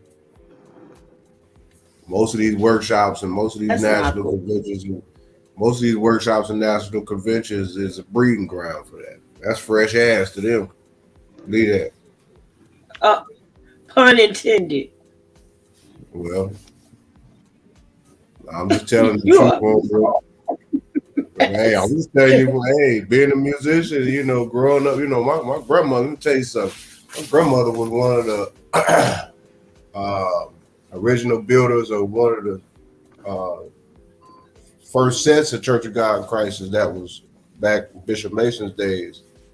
Down in St. Louis. You know, when they served the little old brick church up under the bridge. When you study the Church of God in Christ history, that's the church they talking about, Coldest Temple, Church of God in Christ, down in East St. Louis. My grandmother was one of the original bricklayers of that. You know, I mean, founding members and everything. So, you know, when she used to break certain things down, she used to just say, you know, she said, I mean, that back then she knew that when people lost the way of tradition, that she said, just be careful because things will become defiled and the whole nine. And if you look at it, it's always been like that, like on the backdrop. But now it's just so blatant out in your face now. So it's like, it is what it is. But back then it was more closeted. It was more like a sector, kind of like you know what you call it in a job. What you call that? When you got this set of folks hang with this type of set of people. Cliques. Yeah, cliques. There we go. Yeah, that's what it was, cliquish. I mean, even if you had, you know, alphabet, I don't care what you are. Everything was cliquish per se. Like, oh, okay, little roguish ones. They kind of hung together because then nobody want to get in trouble. They already knew the little thugs and little roguish ones. They was always getting into shit, so then nobody want to hang with them. But other ones that wanted to get in trouble do the same shit. You had the other little ones thought they was just the prettiest little things walking on God's green earth, just sedity, like they shit don't stink. Normally, it was other ones that hung with them. You had the other ones, everybody had their own, but now it's like shit. Hey, let's mix and mingle, have gumbo, and now you got a shit pot, full of nut buckets and He just don't care. Well, I'm just telling you the truth, man. I'm telling you what God loves, and that's the truth. He don't love nothing else. So they fucked the gumbo up, bro.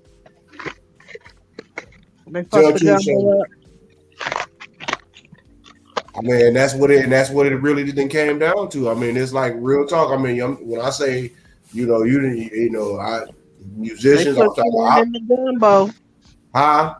I said they fucked the gumbo up. They put corn in the gumbo. Exactly, because it's like it used to be where people if that's what you did, whatever you did behind closed doors, that's what you did. If you really liked it, if you was into the lifestyle of what people are doing, then hey, more power to you. But you didn't bring that around. You didn't use that as a cover. Now it's like, oh yeah, everybody know that you are a person of this in this industry, and now you get caught running around here, like you on a fishing expedition with a grown ass man. I'm not You tripping, like you really tripping, but you singing the gospel of Jesus. You bringing the people to the word. I wouldn't want none of your blessed oil, because they know what kind of doggone dingleberry juices you got all up in the oil. Okay, bro. Views and opinions of this commentary is not my own. Where your banner at, girl? Definitely not my own. Well, I'm sorry, my bad. Definitely not my own. Well, y'all said if you want to hear the truth. Set you free. Don't lie to me. You need a banner. Lie to me. Well, I just kidding. That was just the preface of the whole story, but I ain't about to go there. So I'm just saying, man, it goes the rabbit hole. There's multiple rabbit holes that when it comes down to dealing with. So, because I know I think it was either you, sister, or one of the sisters that was there talking about, I think it was y'all just asking what would make him do that. Huh? You said what would make him do that. That's why I was basically breaking down, like the mentality of someone that he must have felt like that he was back in the golden era. Okay. And apparently it worked. He ain't gonna work on no American, but he got him one of them nice Mandingo warriors from over there in Africa. See, there he went again. Get him going back. You know what I mean? That's it's but hey, free kills. OJ didn't do it. There you go. I'm good. Free kills and OJ didn't do it, huh? There it is. OJ still getting locked up. 99 and a half years old. He's still getting locked up. But y'all in this Nelly, what's going on? I seen. I didn't see nothing. I wasn't trying to look for nothing because that makes music like. I didn't see anything either. But I'm just saying. For them. They just trying to drag Ashanti into this. Social media is Ashanti, like I'm good. Ashanti is trying to run the fuck away from Nelly. She is not trying to be involved with that Negro. No, I'm saying is that they had kicked it for how many years? Yeah, she been running away from that nigga. That nigga been trying to holler back at her. She been running away from that nigga like What is going on with my boy Ye though, man? This dude is oh my god, he is sick. Him and that little funky ass bra. He tripping, dude. He up here pleading with this girl. Let that woman go. I wouldn't want nothing. Okay, have y'all seen Pete Davidson? What that boy look like? No, but they say Pete got the beat too. I So don't give a damn what the hell Pete got. That what there They he said got. well, he is I guess it mattered to she. they said he He is looked like a army. bubble guppy. I wouldn't want nothing. I wouldn't want nothing. Of course you wouldn't. Like I said, even if I was a female, I that really that man. I'm a man, okay. And there's handsome brother gentlemen and like that, but that man was overlooked. Who? He was That overlooked. boy looked like Beetlejuice's nephew. Ooh. And you talking about that just because Pete got to meet that? That's why No, Kanye I said. said that's what they say. I know, but you know what? Because Kanye said, "I got all the kids. That's my baby mama. Ain't nobody gonna And say he got some on ice. They yeah." over See, there. he about to do the Nick Cannon. He over there running They around with got his some little. kids on ice. He Him and running her. around with his little thing, and she running around in the news talking her little stuff.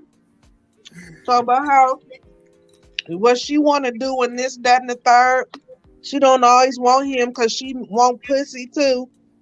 So sometimes she might not want Wait a him. minute, what Oh, you is talking about you talking about Julia? Mm-hmm. Oh yeah, she off the meat right. Well, you know he didn't they didn't seen him kicking it with this other. They call her Kim K doppelganger because I forgot the girl name, but they ain't supposed to be supposedly dating, but you know Kanye doing what he do. I mean, $1 billion. See, because Julia Fox just had a baby. Matter of fact, her and Kanye was fucking around right before she dropped that baby. These mothers is out here tripping. I'm like, I ain't got time for this bullshit. Like literally, she was getting and then Nick just said the hell with John Manziel. He knocked his wife up before they even finally got divorced. That's fucked up. Well, Nick, little brother Nick, old Nick, Mr. Cannon. He went and grabbed old Johnny Manziel's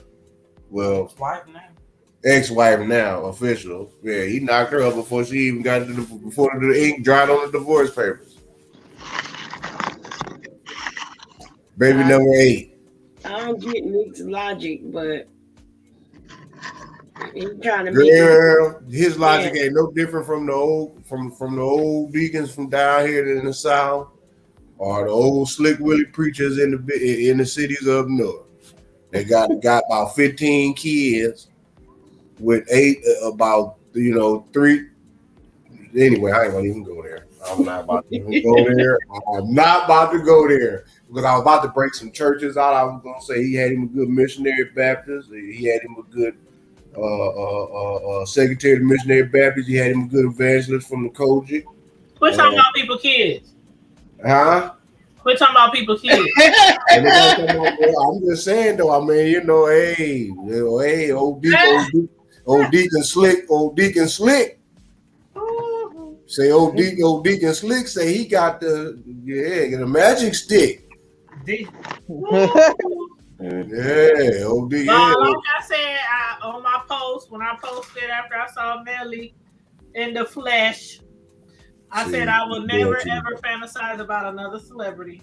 That's too bad. That is too bad. I am about to meet. I used to be in love with Nelly. Sis, those is regular niggas. I tried to stalk his ass when we went to Louis one time. Found out where he lived and everything. Was gonna Lord. About to jump the fence and get shot. And that's what you're gonna get shot for. Fantasize about another celebrity again. Oh, baby. Them regular niggas, girl. My heart was broken. Them same niggas we be looking at like in the hood, like. I was like, dang, I just expected so much more from you. Oh, girl, I got the hiccups. What happened? I got the hiccups. I was like, oh. Did you say you expected so much more? You know how your parents be when you get in trouble? I just expected so much more. Poor baby.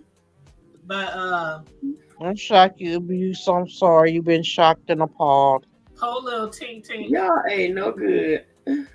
But yeah, so there were some people on social media saying, "Oh, Nelly has enough for me." That's just you ladies with the cavernous vaginas, you know. No, I would like to feel Wait a minute. You said vagina. I was like, hold up, so we gotta have cavernous vaginas just because we think he ain't that big? No. My eyes ain't large. I mean, Shit. You just got hopes and dreams. You still thinking something else. This nigga is just really that little. If John down the street had that, it would not be good for you. So that nigga, it ain't good for you either. Fuck that shit.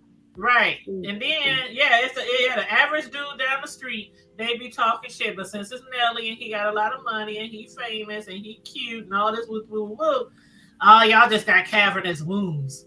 I'm like, wow. And then one lady said, it's the girth for me. Girl, I have to watch it like 10 times. I was like, hold up. What's girth? I'm lost on girth. I am missing. Girth, nigga, bitch, you're thirsty. Get you a Gatorade. Get you a thirst quencher. I don't want to hear that shit. What is girth? I don't know what girth is. The thickness and width around it. Thickness, roundness. Oh, the thickness. Your circumference. Radius. The radius. All right. Well, to be continued on that. He won't be to be continued. He stops right there. Oh, wow. You really done, ain't it, babe? The book stops there. You messed up all your aspiration, huh? Man, I'm telling you. And I am telling you. You got to be going. Oh, baby. Y'all done canceled Nelly. I still like him, though. He can still get it the short way. Tanya! Listen, let me go on mute. What I just missed, because I just heard somebody that did. That's what happened to his band-aid. He was wrapping it around that thing, trying to hold it up. I can't take y'all nowhere. Black folk. It's getting hot here. Y'all up here talking about folk, just talking about it. I bet y'all do that at church and at work, huh? I know somebody is not talking. I ain't said nothing. My name Bennett, and I ain't nowhere near in it. Bro, yeah, you were. Praise white Jesus. Man, would you stop it? You are terrible. Y'all giving Nikki a bad impression. Did you say praise clear Jesus? He say that every time. Hey, Elvis ain't dead. I ain't scared. Oh my Lord. We're gonna leave that one alone. We're gonna leave that all the way alone. I don't play.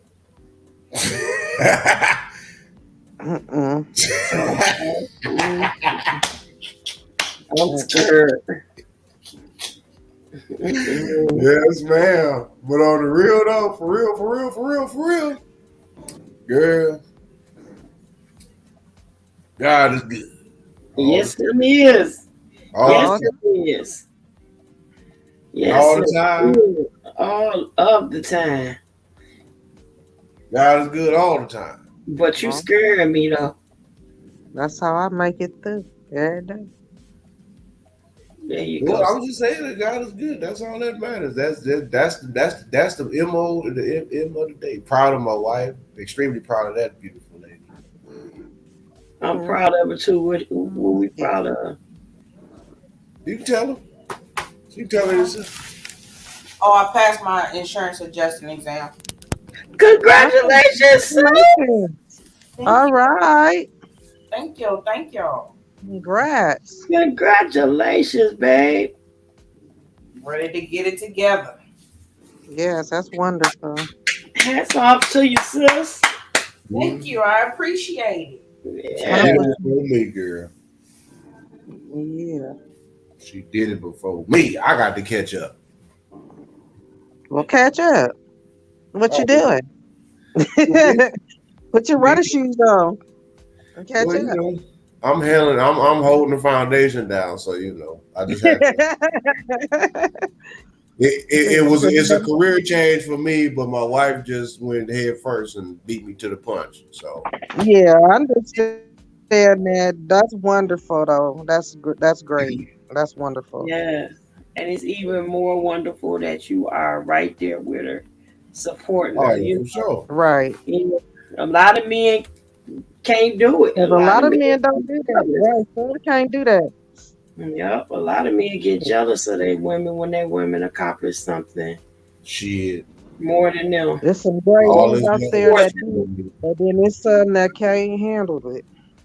Yeah. hmm Nah, girl, And them, all the walking in the Rare rain. breed. Yeah, A rare breed. all the walking in rainstorms and getting splashed in puddles and bike rides and cars and transmissions and trucks being broke downs and lifts and Uber rides and every doggone thing else. Nah, I'm gonna make it worth it. Believe that. Well, I'm most proud of definitely. both of y'all. I don't play about mine. I'm gonna stick with mine till I'm gonna stick with mine till the angel Azrael cut me loose ties from this life, dude. I'm good. That's a true definition of unconditional love. Right. Yes, I'm really proud. I really am So, very proud. Who you telling? I couldn't do it, but y'all see what I did earlier when I was at work. I'm on there with sus. We on there chopping it up. And sure enough, I wasn't doing nothing. I went there probably about not too long after we had. Matter of fact, sis, not too long after you had got off of this morning. Oh, Probably a okay. little while after that. Yep, she hit me. Wow. My phone ringing. She like, you didn't get my message? Nah, my bad. that was out. Yeah. That is Yeah. beautiful. Heck yeah, That, man. That's shit, girl. You know what? Let me try to told you that's that. And see, that's another industry Congratulations is in order. that's another industry that our people need to really start really looking into because they ain't knowing, man. That folks in that industry making life changing money, man. So right now, oh yeah. I'll be damn. What I posted on my Facebook page. I like the brother that I follow over there on Instagram. Like you said, man, if you're in a place that is not paying you right, or in a job, or in a state or a city, if it ain't doing right, you're not obligated to stay there. Pick your ass and get your shit together and go where you gonna get and live your life and be able to sustain yourself and make Exactly. some money or job or whatever. He like everybody. It ain't fit for everybody. I mean, yeah, we all want to make it where we from and make us say, oh yeah, I did it. hmm Everybody. Like I said, if you can't make it at home, you can't make it nowhere. And Yeah. there is some truth to that, but more says, home is where the heart is at. So, when you lay your head, that in reality, that's where home is at. You can play all that home is where the heart is bullshit if you want, but like, well, if my heart is back home, yeah, okay, but you out here homeless. You got life fucked up. Right. Your priorities is not all the way. They kind of suspect and skeptical. Nah, yeah, you're right. I mean, I don't boast, I don't brag. I do, I don't give a damn who don't like it. I don't give a damn if a person, whether it's a male, female, shim male, or immaterial, whatever the hell. Well, I don't give a damn. I don't give a damn who Hey, got a why rich you shit. got I am who I am, and I'm gonna take care of my shit. My wife, I don't brag or toot my own shit. She ain't had to work in about a few years.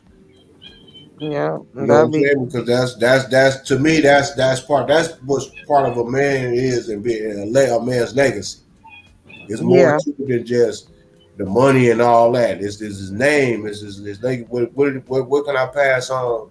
I mean, I can pass down my work ethics and my knowledge and wisdom to my grandkids and my daughters and stuff like that. But if I ain't got no foundation, then I'm just another name.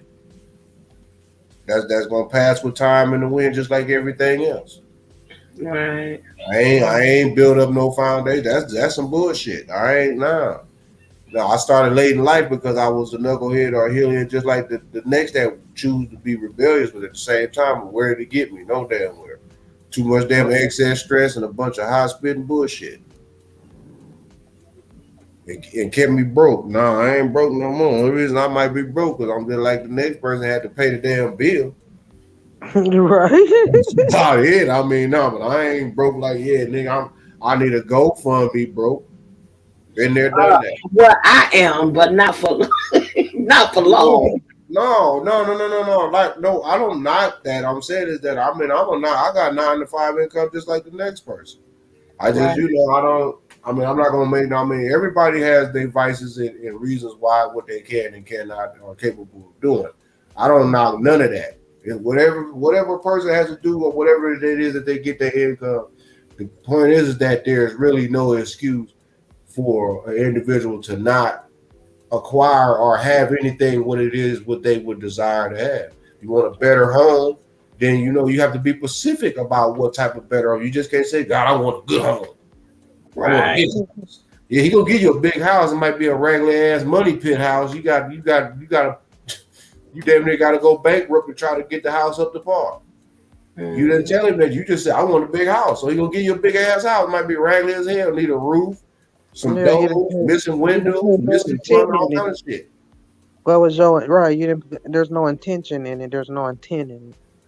Right, and then if we more intentional on what our direction is, what we want to do, if we say, well, we want to have better health and better, guess what? We're gonna start doing more things that's going to help better our health. Right. If we desire to be like, you know what, I want to get more rest in life. Guess what? He gonna make a way. He gonna move something out the way. Your ass gonna get a whole lot of sleep. But that's because you being pacific and direct, and that's where we have to be with everything. I mean, if you look at it, like for instance, I seen an individual. I won't really say no names, but he out there at the Super Bowl, right? He said he'll never complain again about the price of gas back, down here back home in Texas, compared to being out there. Regular gas $5.20 a gallon. Really? Come on, y'all tripping. Ooh, that's a lot. And that's just basic. The premium was like damn near $5.80, damn near $6. I'm like, what kind of shit is that? Wow. Per gallon. Did you see the comments in the chat? I can't. Hold on, let me go. I saw because they so small. Said she don't see your email address in your about section. Oh yeah, she said that. It should be, but I'm not to update. And she also said, don't upgrade until you get a handle on your channel. I'm going to need your email. I don't know what she talking about when she say upgrade. Did you say you were going to get something like your StreamYard upgraded or something? No, I didn't. Oh, a bro was talking about it. That's my email. Yeah, that's all. Me, I like to make suggestions because it's like shit. I mean, when you start growing, I mean, when you look at, here's the thing: when you look at other different communities, no matter what the hell is they doing, nationality, they support one another. Like most people don't understand. Don't you know the Asian community? Every Thursday, they pick in every community they pick wherever it is, a Asian restaurant, a business, whatever, and they all pool their resources and go and support it. That's awesome. I didn't know that. That's well, how come awesome. we don't do that? But I ain't going over that Heifer house. I ain't going over there to them niggas restaurant. Them niggas over there on the south side. I don't fuck around with them niggas. Man, I ain't dealing with them dusty ass niggas on the east side. Them niggas over there, them niggas grimy. They over there be doing stealing, breaking into your shit. I ain't going on over there to them niggas over there on the west. They probably is over there stealing old thieving ass. They got too many women. It's always something. My bad. No, I'm saying it's always something. We always got to complain about what baby left. I'm sorry, my baby left the chat. She said her husband was asleep. what we can't do, and then it's like that doesn't make any doggone sense. Like, okay, but you don't see. You don't see the Asians. You don't even see the Mexicans even doing that. They might have their its and their pitfalls and issues with each other, but at the end of the day, when it comes time to do certain shit or Cinco de Mayas and the Day of the Deads and the marches and all their celebrations, guess what they do? Man, they put all that bullshit to the side and then one big ass family. Yeah. Right. And they like, oh yeah, bro, come and bring some of that Nintendo over here. Yeah, bro, you need to try these Southside Serenios, enchiladas, homes. They all that shit is out the door. We got the best green sauce on this side of the city, bro. Oh, we got the best red sauce. Wait, let's put it together. Let's see what's up. Let's meet at the park. Let's do this. Let's go there. Let's have a parade. Let's do this. Let's have a big ass neighborhood barbecue. Man, I ain't going there with them niggas, man. Them niggas be smoking Reggie. I don't smoke them niggas. Them niggas rob you. Man, we over here smoking that gas. Just the most stupid, just the stupidest shit. You know where it started at? It started in the church. Let me tell you where it started. Why it started in the church. It started in the churches because you know why? We had battles amongst each other. We had the coach niggas going at each other. Well, this district didn't like this district because this district was riding with this district. Or this is the Eastern District. Well, I ain't gonna deal with this district because that's Bishop such and such and his folks, and they look click over there, and then this is Bishop such and such over here. They get it out the mud, but they act like they just can't let go traditional. They don't want to upgrade, and then I can't deal. Oh well, this is First Baptist over here. We don't deal with them because we Second Baptist because the First Baptist folks always think that they the top dog. And we already know the missionary Baptists. Anytime we see missionary Baptists, it's either it can be anything from a mega church from a hole in the wall, but we already know how they're gonna drag our time. We ain't got time to be dealing with all that. All these different denominations and all that shit trickles down to division. I remember, even though in my young 47 years, I remember when neighborhoods. Even back in on the Brazos, I'm talking about when I say there was unity, you could feel like literally not just see the unity, but you could feel it. This is before it started really dissipating completely. But you could feel the unity amongst your neighbors or in the neighborhood. It was somebody's auntie or a big mama or uncle. Somebody was either fixing on something, or Mr. Charlie was driving that big ass raggedy ass truck up and down the street, the neighborhood hauling junk. Or it was somebody coming through the neighborhood with big pickup trucks, the old heads set up under the tree with buckets full of catfish. Mr. Perkins always had and stuff they done picked out the garden. Yeah, you see what I'm saying? I mean, and they coming from the country. Yeah, man, my little cousin Willie Lee Jr., he came back up here from Arkansas, and Willie Lee Jr., the other little cousin, little Raphael Earl Lee from over there in Mississippi. Yeah, them niggas brought some old soldiers back on up here, man. We got this catfish, and then guess what? Everybody is like, yeah, them going over there to Mississippi. Everybody eating.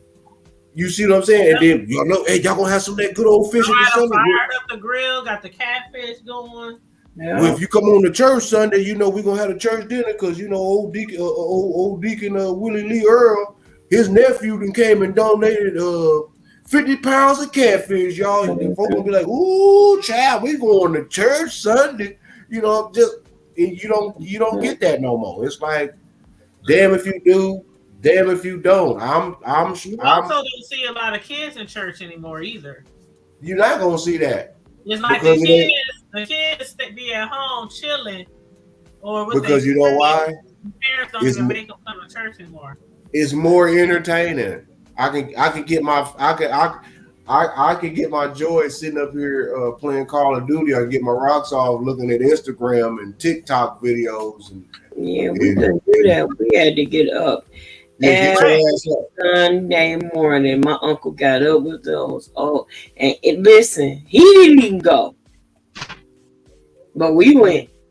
Yeah, we every Sunday morning. We were going. I don't care who house you spent the night at. If you we going over this. We're gonna spend the night over here for the weekend. You better take your church clothes with you. Because I better see your ass at church. Yeah, Yep. because you Every going to Sunday. church. I don't give a dang where you went. Whoever You go, house you going to church with somebody, you you going to better their take church, care or of you gonna have them drop you off over here to church? Yep. If Yeah, they don't you go going. to a church, then you gotta come home. And yep, Yeah, that's how it was. you going, but you going to church. Ain't there's no Oh, if even if ands, they and didn't go buts. to church, they was gonna make sure you got your ass to church. Oh Oh yeah. yeah, Yep. you're going.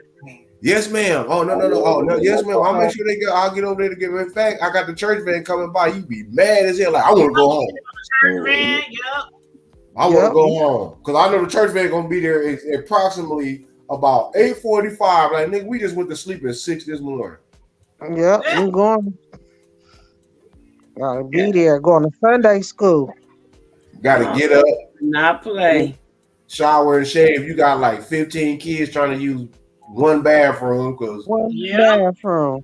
because ain't like she in mama bathroom and mama pissed off because grandma got to use the toilet, but she taking all damn day. So grandma in the tub, Annie over there still squatting on the toilet. Mama mad because she got to get all these dusty ass kids together. Yeah. Everybody up them been left because they didn't already. They like I'm about to go now. I'm about to go fishing. You know they always gotta wait after they Sunday. They got to go fishing. They ain't going to church. Yep. The men got to do They whatever can they go to want to do. fishing so they can come back early so they can watch the game while everybody's still going to church. There it is because Willie Earl and them got to gut them fish and them chickens. Mhm. Yep. You And know, then the Willie Earl women and get to Liam in. church, and then they make all the sides because the men then already handled the meat. And already drunk. Mhm. By the time you get done shouting at church all day at 2 o'clock, they hollering at the TV or the radio drunk. I'm talking about let's go make some Yeah. hog head cheese. Yep.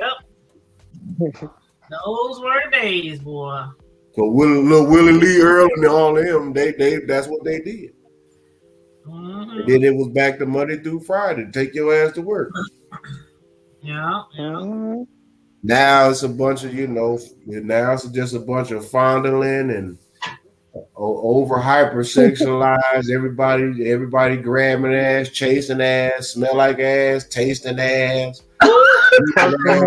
just ass. Just everything is ass related. You got. I'm sorry. I seen this girl today up in Walmart. She had a deformed ass. Like, how the hell you have a deformed ass? You know what? No, listen to me. Where my sister at? Deformed like what, bro? How was it deformed? Like our big sister Deanna, like our big sister Deanna Irvin be saying, she had retarded. Where is She had my a big sister at? I put it like this. The doctor injected a little bit too high above the. He didn't go below the waist too You know much. what? Now you know I would have wanted to see that, bro. Y'all should have took a picture. No, because she was walking around with windshield wipers on her eyelashes and had this little girl that was with her. And she had windshield wipers. Bro, she had bro, them was Jello shots. Them wasn't regular. Them wasn't blood shots. She had Jello shots. She had on the after the late night club after I got ran through joggers.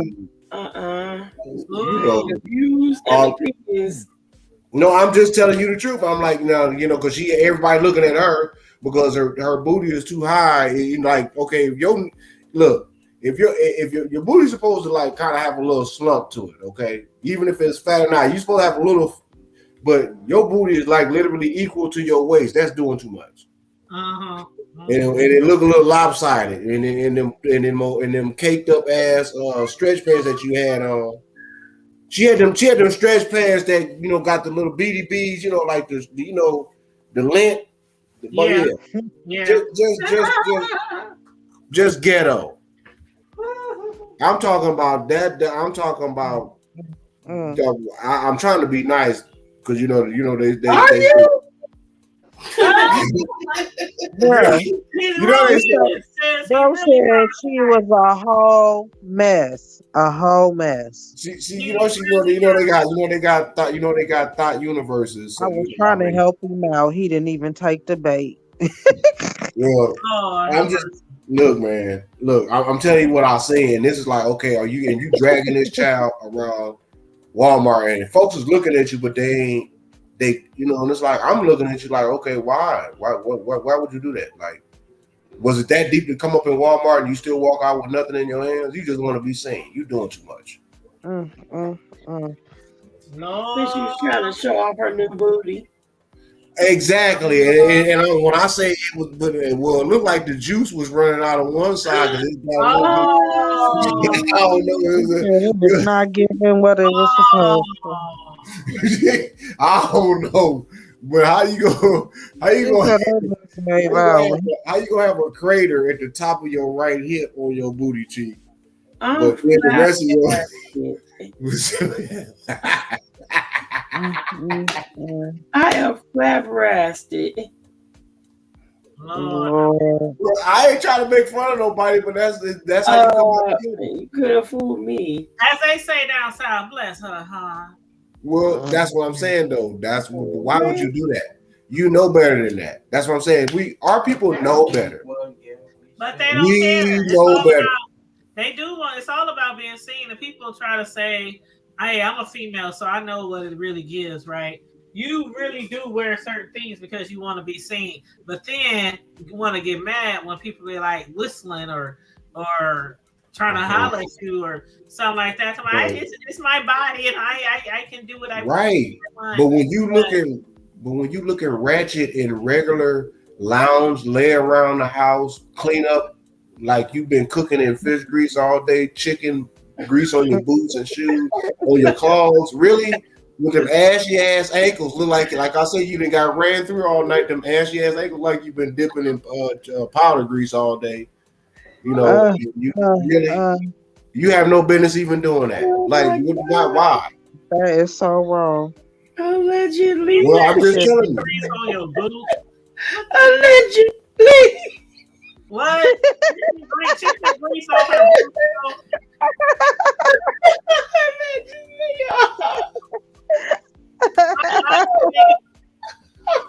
I wish I had a picture, man. Use your imagination. I am. That is your vivid. That's your picture right there. I'm trying to tell y'all what God loves you. He don't do no lies. I'm telling you what I see in my own eyes. I'm sure somebody took a picture. I put to you like this: her ankles was just as white as that icing you putting on that cake. Oh Lord. I can't believe that. Exactly. Exactly. She had a little bit of dirt. I know what else. You think I'm bullshitting? Y'all think I'm bullshitting? Damn dead serious, man. Like, and I was sitting up here. And I mean, you like. I believe him because I can imagine her. Because I see somebody that look like that, so I know what he's saying. You see what I'm saying? And you got the smear, man. Like I'm saying, like, damn, baby girl, at least you could have just went ahead. You could at least wipe your face down real good. I mean, you got make, like I said, I know what you've been doing. Like you literally been getting ran through, your makeup all smeared all over, you know, your eyeliner dried up. Doing a lot of strange. Yeah, you've been doing a lot of shit, and you like really. Right, that's the mug that want to say, "Let me roll the blood." No, don't roll nothing. You smoke it yourself.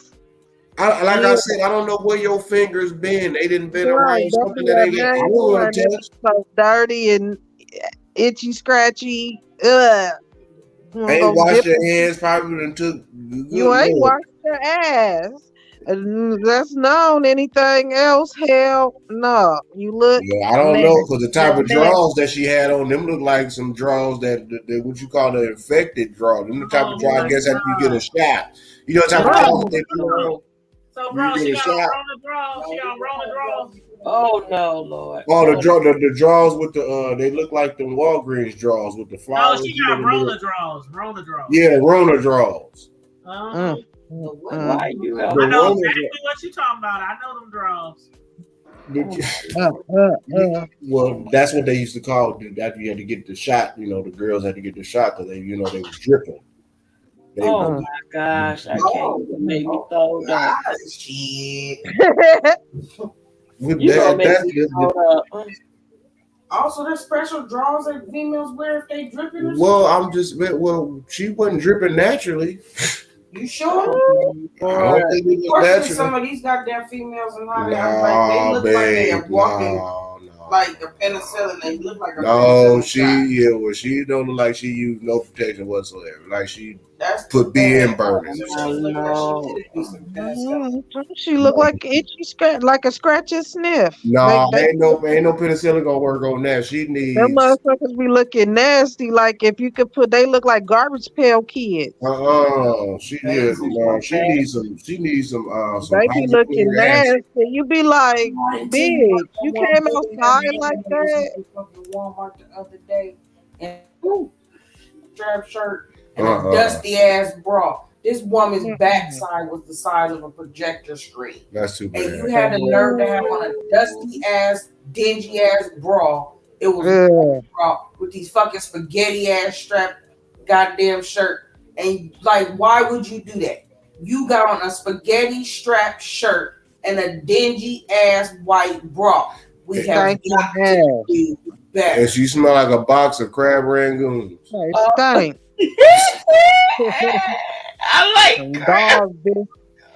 dog biscuits. You about to have me mess up this cake. But I like crab. Oh damn, bitch! She has a fucking Bonnie.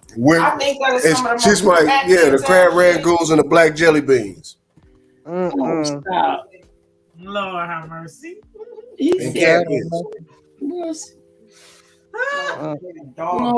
Jelly beans. That's what she just said. Some dog biscuits.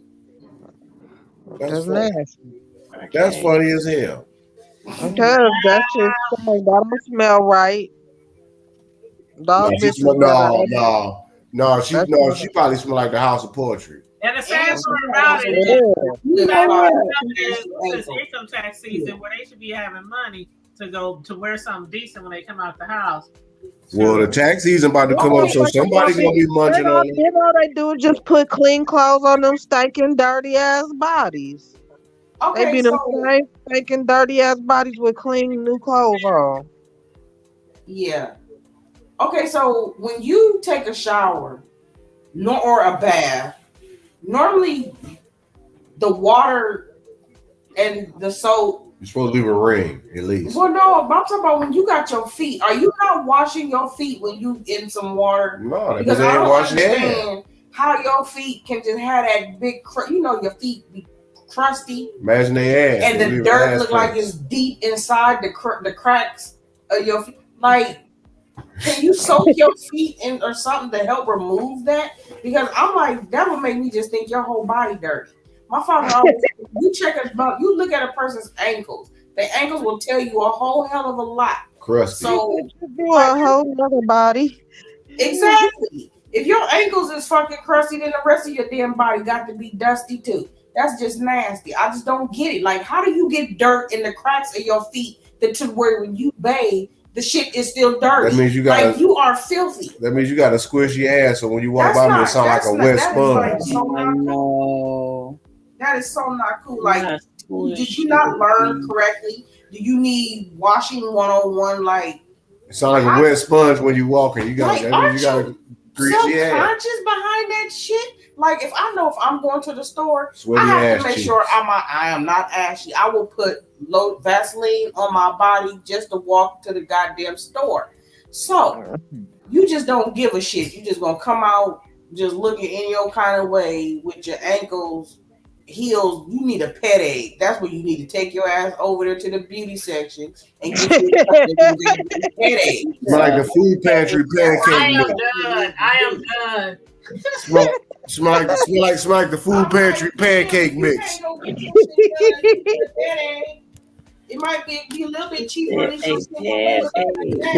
Y'all know how the food pantry pancake mix smell? I ain't sniffed none lately. What about them old ass chips that the church used to have in the basement for like 2 years before they tried to serve nachos? They just sit there now, clear ass. They don't even have no name on them. It just be a clear ass bag of chips. Exactly. And Every black church that had them stale ass corn, you know, if they'll be like 2-3 years old, and they serve them with nacho. They just called chips. That's it. They were actually they was tortilla chips. Them motherfuckers was, man, they tear your teeth up. They was salty as hell. And they was thick as fuck.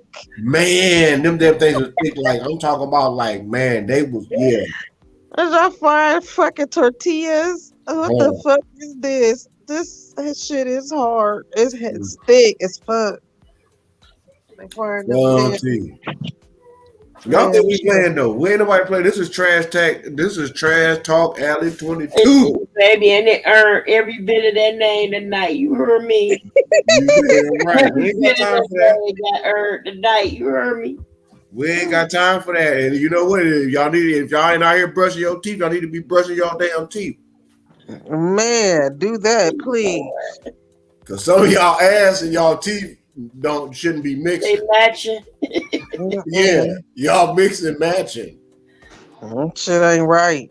Yeah, that shit ain't right at all. They gonna come and breathe. You smelt that shit. You had a mask on. That shit bounced back in your face. Oh, how your mask gonna start sweating though? That's shit. Oh, y'all. Don't even. Y'all so bad. This a reflection of your damn self. Hey, what do y'all think about the baby beating up his ex-girlfriend's brother? That was gonna be my next story, but I don't even think I'm scared. No, yeah. Now that was some bullshit. Dog walk that dude. What? I'm trying to figure out who started it. They were slipping and sliding all over the bowl. Yeah, that was some bullshit though. That was still some bullshit to me. It was like it's like this. Hey, if I call you out, and this is just being man to man, this is just being on some real rules of engagement. If I call you out, I that's just that. I don't know what it is with people nowadays. Oh man, you ought to be careful what you ask for. People will pack you out. See, but that's how cats, and that's how you start wars, and that's how cats literally get knocked off. That's how murders start happening. Because when you start running up on, man, you're security. If anything, you're supposed to guard the bag. If anything, if you were smart enough, you would have said, you know what, hold on, man. You know what, don't even do that, bro. Because if you go put your hands on that man gonna sue you. Period. All top. Man, I don't care. No, if I'm your security, head of your security, no, bro, let's go somewhere else.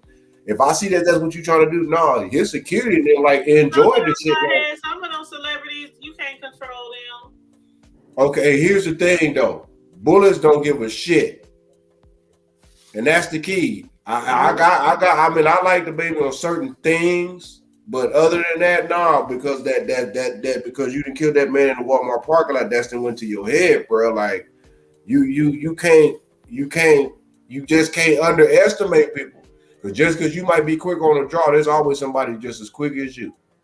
Hell yeah. There's some motherfuckers that will hit you a quarter mile away and blow your noodles to death. They can shoot a doggone net and crack his ass blindfolded. So if you don't think that, if you thinking that you the only one got a crew of baby, man, your security ain't about to get their doggone noodles blown. If they can't see where that goddamn me, if they can't see where them hot ass projectiles is coming from, you ain't about to be. You don't pay no man enough to for him to lose his life. Not for your dusty ass. I don't give a damn how much money you got. Michael Jackson didn't even people. He had like executive protection, but these guys were highly trained. There's a difference between having just security that got some skills and all that compared to you got executive protection. Like these dudes is ex-military special ops. Like these dudes can handle a situation for real. Mm-hmm. Like before anything happen to you, it's a whole shitload of people gonna get hurt before anything come your way. Mm-hmm. You up here running around with a bunch of dudes that's hype. They already looking for drama and bullshit. If the boy called it, if he called you out, me personally, if it's like, look, man, if you want to go, man, we can go squad. We can go catch this fade one-on-one right now. Fuck it. We're gonna keep it hood. And they gotta do it in front of everybody, my nigga. We can go right over here this little room real quick. 30 seconds, 1 minute, 2 minutes, let's just get it in. Hey, if you lump me up, you lump me up. I lump you up, I lump you up, and we leave it at that. We come out mano to mano, we ain't even gotta be cool. Just don't disrespect my sister or my family no more. We leave it at that. Now, if you beat my ass, you beat my ass. I beat your ass, you beat. But other than that, all that, you grab me by my hair, slanging me all around, all up on the doggone me, come on, bro. Like y'all, like a rag doll, they swung you. Like, I mean, they grabbed this boy by, I mean, come on, bro. You boys is like, everybody talking about, oh no, he knocked him out. Well, dude still didn't fold. Because dude kept still getting up like, let's go. Yeah.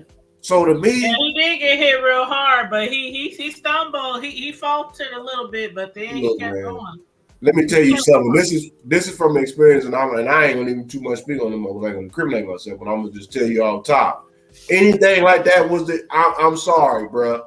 Everybody in that man entourage would have been leaking. Everybody. They wouldn't have got to their tour bus. It wouldn't have got to no Bentley, no. You niggas would have got lit the fuck up. Period. I would have waited. It wouldn't have been no we're gonna come inside. Yeah, you have to say it wasn't a fair fight. I mean, that was unfair at all, man. At the end, he had him by himself at the end, but from the beginning, it wasn't a fair fight. So I think he kind of got a little wore out, about time. None of it. For one, if it takes a handful of cats to come to prove a point that I ain't got no beef with your security. I ain't got no beef with nobody else. So why in the hell is that they putting their hands on me? Right. So that means that no, I'm about to call my partners, and this is how we gonna make it equal. Y'all got guns, well, we gonna bring two for every one that you got. So if you want to turn it into that type of thing, then we can do that. You in the wrong place, wrong. I don't give a damn where you, especially if you in my city or my state. It don't even know you done asked out. You better get your ass up out here before you might just be the last place that you come. But other than that, still though, I mean, you just ain't gonna just disrespect my family, then turn around and then you got your security. Okay, it's like that. Now if the boy wanted to catch the man slipping, because nowadays to prove a point, these youngsters will do anything to get that social media. You see what they did, rest the boy's soul, bro. The Dolph, same cast that he didn't fed, they knocked him off. So what makes you thinking that a person that wants to stand up and be proud to protect his sister or his family and his loved one in Kenwas, that your goofy ass, her silly ass got a baby with? So y'all stuck anything. And she's still messing with. If that's the truth, and it's like she's really, still messing with him because the baby be over there. See, that's what I'm saying. So it's like basically, no, bro, I'm gonna have to catch you. You gonna have to. You eventually. I ain't gonna do it now. I don't know when, but nigga, even when we get old, you gonna have to catch this fade. You gonna have to man up and knuckle up. And I promise you, I'm gonna knock your dentures back into where they got the molds from. Because of the fact that I had to wait this long just to literally put my hands on your monkey ass. I ain't gonna let that go. You ain't gonna do me like that because of the fact that but I'll commend the young man for not really losing his pride, letting his pride, because he could have basically been, you know what, fuck it, I'm just gonna do like the next cat. I'm just gonna heat this nigga up. Nobody pays attention to that shit. You just my thing is, if that's his ex's, why were they in the same place at the same time anyway? Like, was they cool? Like, I think mess with the dude's sister anymore. So somebody went looking for somebody. I know that. Yeah, I think the dude went looking for the baby. Oh. Well, if he did, then you know what? Then hey, if he got slung around like that, then I mean, now if it was, but it still should have been if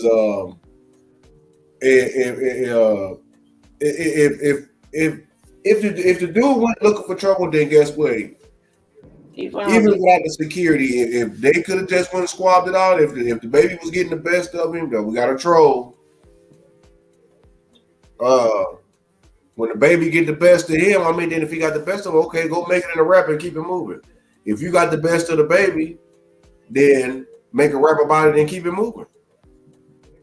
I mean, but dude, it's like a lot of it, dude, we got bigger shit to be fucking worried about and being concerned about. Now that's and these niggas out here want to be fighting and trying to be tough and showing out in a goddamn bowling alley.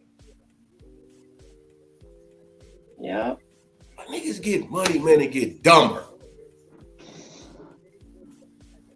Like I can't believe it. Then you got these gurus, then you got these so-called folks that got the money and got the shit.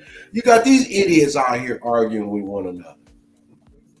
Ah man, why you teaching them the game? Man, we supposed to keep charging. No, you got brothers out here that got a heart, and you got brothers out here that have soul and they have values and morals. But now that they didn't crack that, they didn't crack that 7 and 8 figure realm, and it's like, no, I want to get back. I want to teach the people, man, how to get this shit.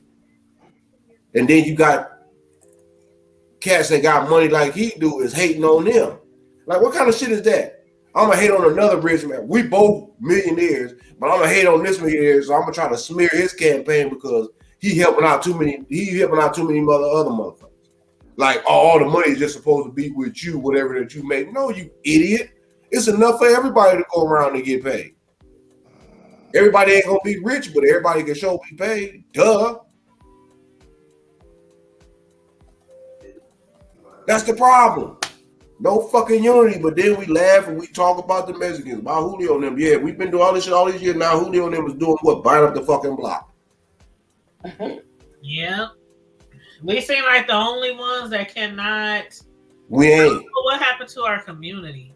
Because we ain't shit. We act like we ain't shit because we want to turn around here. We want to be like every fucking body else, while everybody else is emulating us, getting paid, making money off of our shit, emulating with their culture, and then turn around and totally disrespect us from the ruler to the motherfucking tutor. From the eldest down to the youngest unborns. We get totally goddamnly disrespected because not only that, we disrespect our funky ass damn selves. On top of that, we make fools of our motherfucking selves. On top of that, we always want to emulate. How the hell is the first and the same people that the creator himself decide to be a direct descendant of him, and we ended up acting like the people that came after us? That don't make sense to me. It's like the creator. It's like the creator taking the position of what he created, his creation. That doesn't make any sense. Why me being the creator? Why would I make my creation the ruler over me? That don't make no damn sense to me. And let's not forget about the crabs in the barrel mentality. We all be hating and jealous of each other. Man, over stupid shit. Like I said, it all goes from A to Z. It goes from the ass to the zoo. We hating on each other on every damn thing. Oh, your girl eyelashes. That bitch eyelashes is too goddamn longer than mine. Well, so what? I got my socks from Family Dollar. You think you all that, nigga? I get my shit from doggone me Montgomery Ward. Nigga, last time Montgomery Ward was even open? It don't matter. My mama used to shop at Yonkers. So my mama shop at Target. So that's why your family shop at Family Dollar. Well, at least my family don't shop at Dollar Tree. So nigga, mine shop at Walmart. And nigga, I got a Costco. And so I got Sam's. And so what? I got some Jordans. And so what, nigga? I got some Balenciagas. And I got the new iPhone, but my goddamn teeth falling out. And my new nickname is One Eye Willie. I can't see shit. I got glasses on with my doggone eyes. In other words, we be acting like Sheeran. And ain't nobody, you know what? This is what I love about Kwame Brown, how he said it, and he said it the best. He said, while we all out here on that bullshit, he said, we all got to deal. He said, we all got to get the same embalming fluid treatment at the end of the day. So ain't nobody better than the next. Ain't nobody getting about this motherfucker. Everybody got to cross that bridge. Sorry. Yeah. And we all out here treating each other like we ain't shit when we are the most precious thing that the creator has created. Hell yeah. In order to clean some shit up, I'll get rid of a shitload of a bunch of us too. Just to prove a point to the enemy, because the creator, he gonna wipe the enemy out right in front of our eyes. That's a no-brainer. But some of us need to get our asses doggone stuck the hell up out of here too, because we doing too damn much. We ain't doing what we supposed to be doing. Right. If our people just stand the hell up, we too doggone busy still chasing old ass Negro spiritual. Some of us act like some of the same people that hear and tell me probably would have put a bullet in. That's not funny, but it is. That's real shit. Yeah. I mean, we a lot of us talk a tough game and skin, but man, if we really about it, look, I'm not gonna be no fool. Like for me, yeah, I'm not gonna be no fool. Or put my dog self in harm's and danger way to where I can literally jeopardize not only my life, but I can't protect my wife from the grave. Exactly. Really? And when she wants you to, you know. Yeah, maybe on a spiritual level, but I can't protect her physically if she got to put me away in a box because I done ran out here and did some stupid shit trying to be uber. No, I'm gonna stay alive to have my program put in check. So then, if it does happen, it'll be something that it was worthy of a cause. But I promise to tell you that you cut that faucet on, I don't know who to tell you unless you are the creator or military might of himself. But you ain't gonna stop that. That's gonna be something that'll be generated. You have a generational curse for real. Be looking forward to be like, damn, who's next? We don't know, boy. Y'all better get ready. Because somebody going to meet the Lord on that day. Can't bring me back, so ain't no need you thinking about coming back. If I'm gonna make my plan like that, that's what a person's supposed to do with a legacy. It ain't just about, as I said earlier, it ain't just about just a man supposed to, his legacy is supposed to be more than just his last name. His last name is supposed to mean something. He's supposed to have some type of something set up, a blueprint, some insurance, something. I mean, something, you know, I don't want to leave my wife right here broke. Right. At least that'll comfort some of the pain, like, well, damn, at least the hubby didn't leave me broke.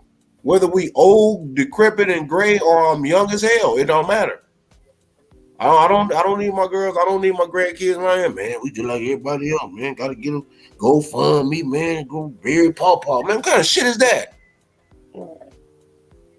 Y'all remember little such and such? Yeah, we remember him. I thought he was y'all boy. Yeah, but you know, times is hard. Yep.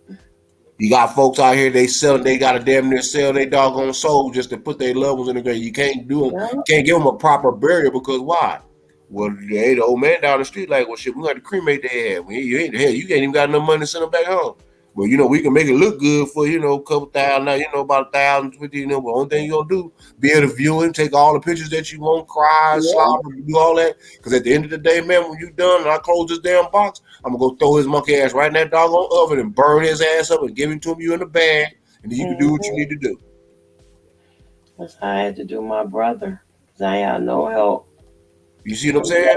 And my brother was the last of my loved ones to pass. I lost my mom, my dad. I lost my dad and my brother 8 months apart. I ain't had no help. All that. And see, a lot of folks don't understand that whether it's basic insurance or multi-million-dollar insurance, is still good to try to have is something, because these folk, man, they don't give a damn. It's to a point where society is like, I understand what the scriptures really mean when he was saying that we was a wretch undone. Like, dude, we have been literally broken down to almost nothing.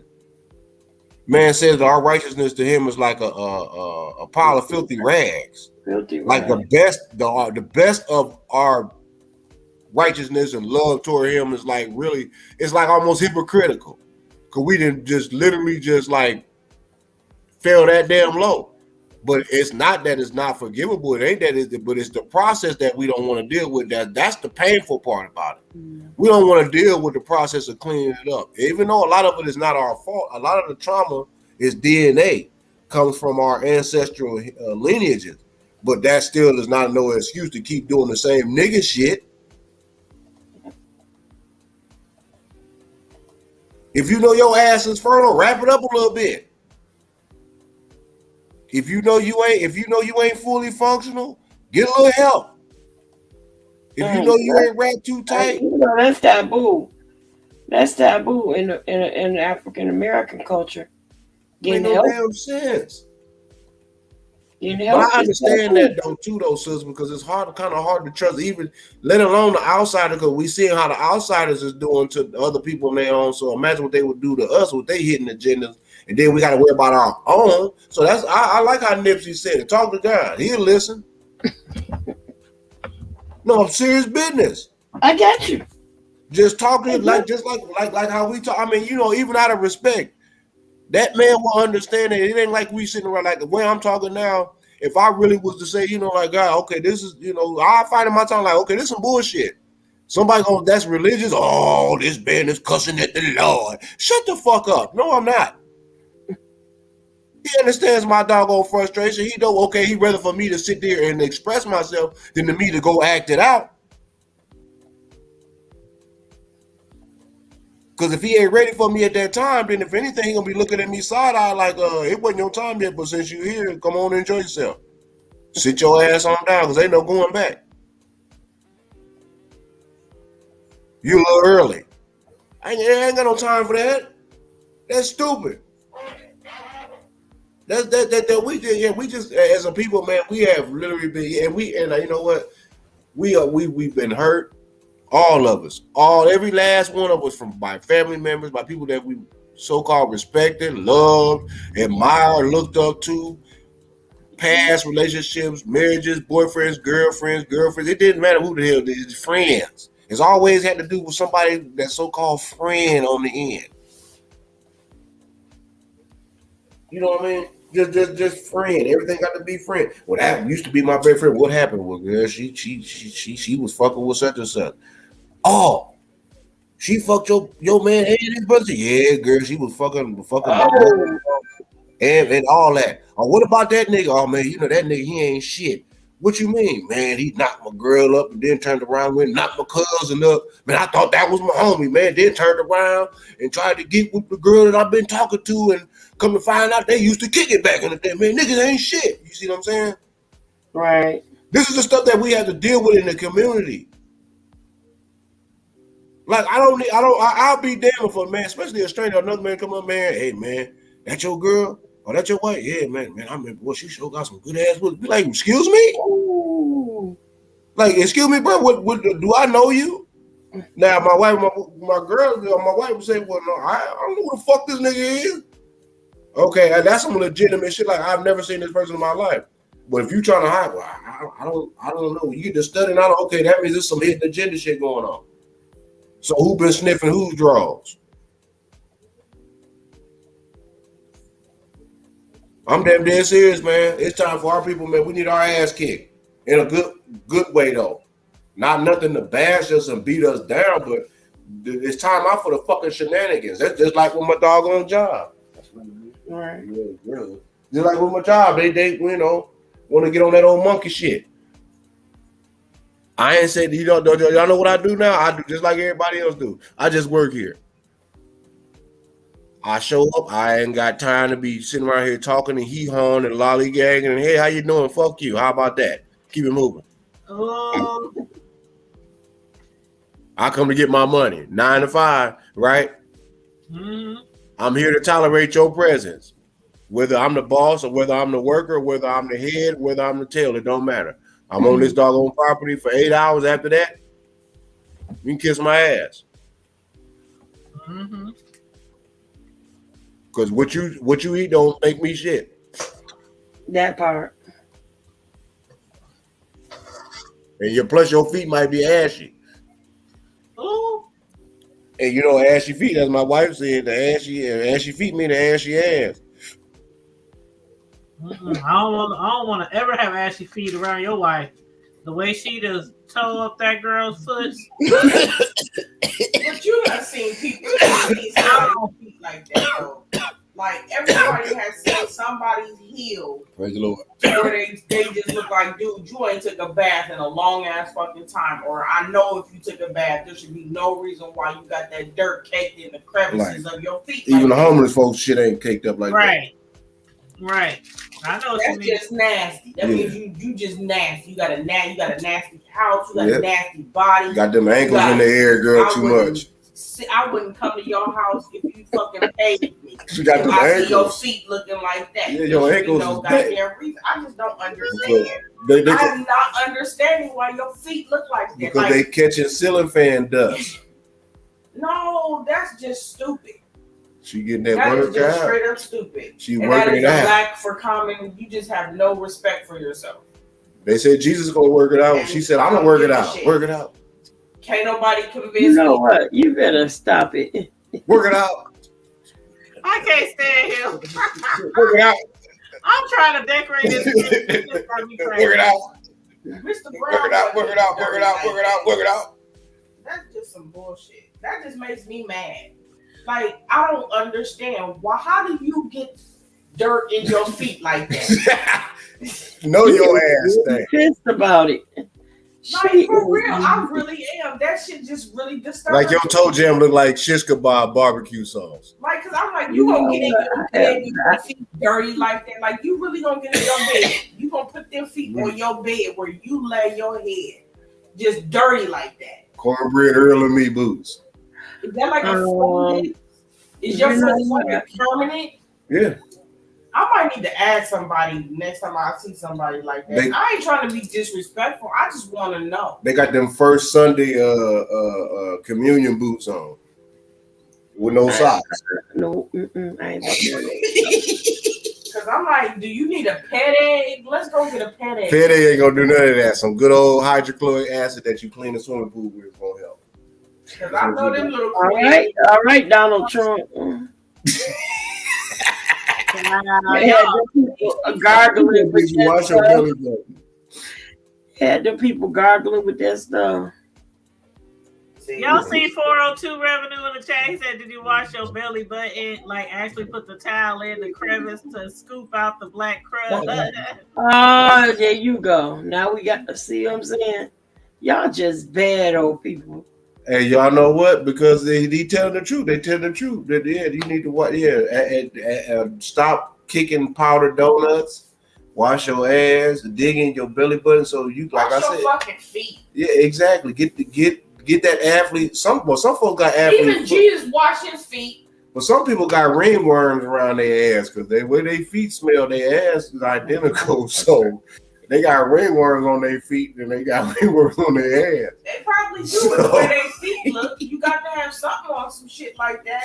How you get ringworms on your really feet? Want to know how the fuck do you have dirt caked in your crevices of your feet like that? I'm just not fucking understanding. In your feet, and it's cracked.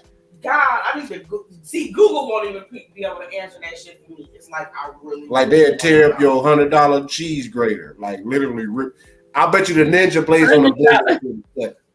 I bet you could scrape off the crud off their feet with some ninja blades. You'll tear them damn ninja blender blades up. Get a straight razor. Then break that too. I just beg, like for real. I can't even. Y'all terrible. Y'all made for each other because both y'all bad. And walk in dirt. I can't even walk around my house and have barefooted and have dirt caked on the bottom of my fucking feet like that. Like, what the fuck? Comet won't even help them damn feet. I don't get it. I've seen it on women. I've seen it on men. I just don't understand how does your heels get that fucking dirty? They need some viral side from the hospital. That hospital disinfected. No, you need to like soak in some vegetable oil and some peroxide. Crisco, something, some short. She said some Crisco and peroxide. Blow that grease off your ass. To help that. How about some vinegar? Drinking some more water. Or a bathtub full of vinegar and baking soda. You are dehydrated. Among other things. You dehydrated and dirty. That's a damn shame. You the double D, dirty and dehydrated. A double D. The sink is orange. You went 3 months no cleaning. Now that means that you got Ebola in your sink. And that means your drains stink. Cause I clean my doggone drains out. I got this enzyme cleaner. It pays to be a maintenance engineer. I promise you, because I'll be tearing that shit. I don't care. I ain't had to buy no cleaning supplies in years. My father taught me how to read body language, and that is really how a person. Oh yeah, you got to clean them drains, man. If you look dirty to me. All that ass juice and spit. And you might be the cleanest person, but if you dirty to me, I cannot fuck with you because in the first impression you already fucked up. Don't. I remember when I was younger and I would see a dude and he would like be trying to holler at me, and I'd just be like, "This nigga look dingy." Then I don't know what. Like if he take off all his clothes, a whole bunch of dust is gonna just fly out. Yeah, you got to go, bruh. No, actually, it ain't you got to go. It's more like I got to go because you ain't coming to my fucking house. I'm sorry, but I'm not dating right now. Have you ever laughed in somebody's face? See, and it wasn't. Well, yeah, it wasn't intentional. But see, that's when you just laugh and you leave. It is what the fuck it is. I don't know you. You don't know me. How about that there? But shoot, dudes these days, you try to laugh in their face, you better make sure you don't I ain't got to worry about that no more. Right. But don't females out here, don't be trying to play that shit now. These niggas out here crazy. They don't like being turned down. And see, actually, females nowadays, they don't care if you married, single, in a relate. They don't care. But see, I care. I take it as a compliment if you want to semi-flirt with because I already know he ain't going nowhere. But when you cross that line, there's a difference between disrespectful and flirting. To me, when it comes to my man. Don't brush up all on him. That's disrespectful. Don't be touching his arm, rubbing on his back. Don't do that. You being disrespectful. Don't touch his kneecaps. Don't. Yeah, y'all making me mad just thinking about. I ain't got a man. I'm just saying, shoot. I don't even have a man. Y'all making me mad. And it's like they be trying. They be trying sometimes now. They be trying. Like even with his hair, it kind of tripped me up because like his locks. Nobody has ever did his hair. I've done his hair. I started his hair. I've done his hair. My daughter grabbed his hair. You know, I almost called her out her name. Ooh. I had to remember who she was because don't do that. Nobody grab. No, don't do that. That's disrespectful. Mm-hmm. You can say he handsome, he cute, he fun. You can say all that all you want. Just don't touch him. Right. Don't mess with him. I'm like, I'm an only child. Two, my father, he didn't raise no fool. I grew up around nothing but boys. I was a wrestling coach. My father was a wrestling coach. I wrestled. I did judo. I did all that shit. Don't let the quiet shit fool you. Don't let the smooth taste fool you, as I like to tell folks. Mm-hmm. I ain't wrapped too tight. And since I've gotten older, and I done had 4 goddamn girls, every last one of them heifers have drove me completely insane.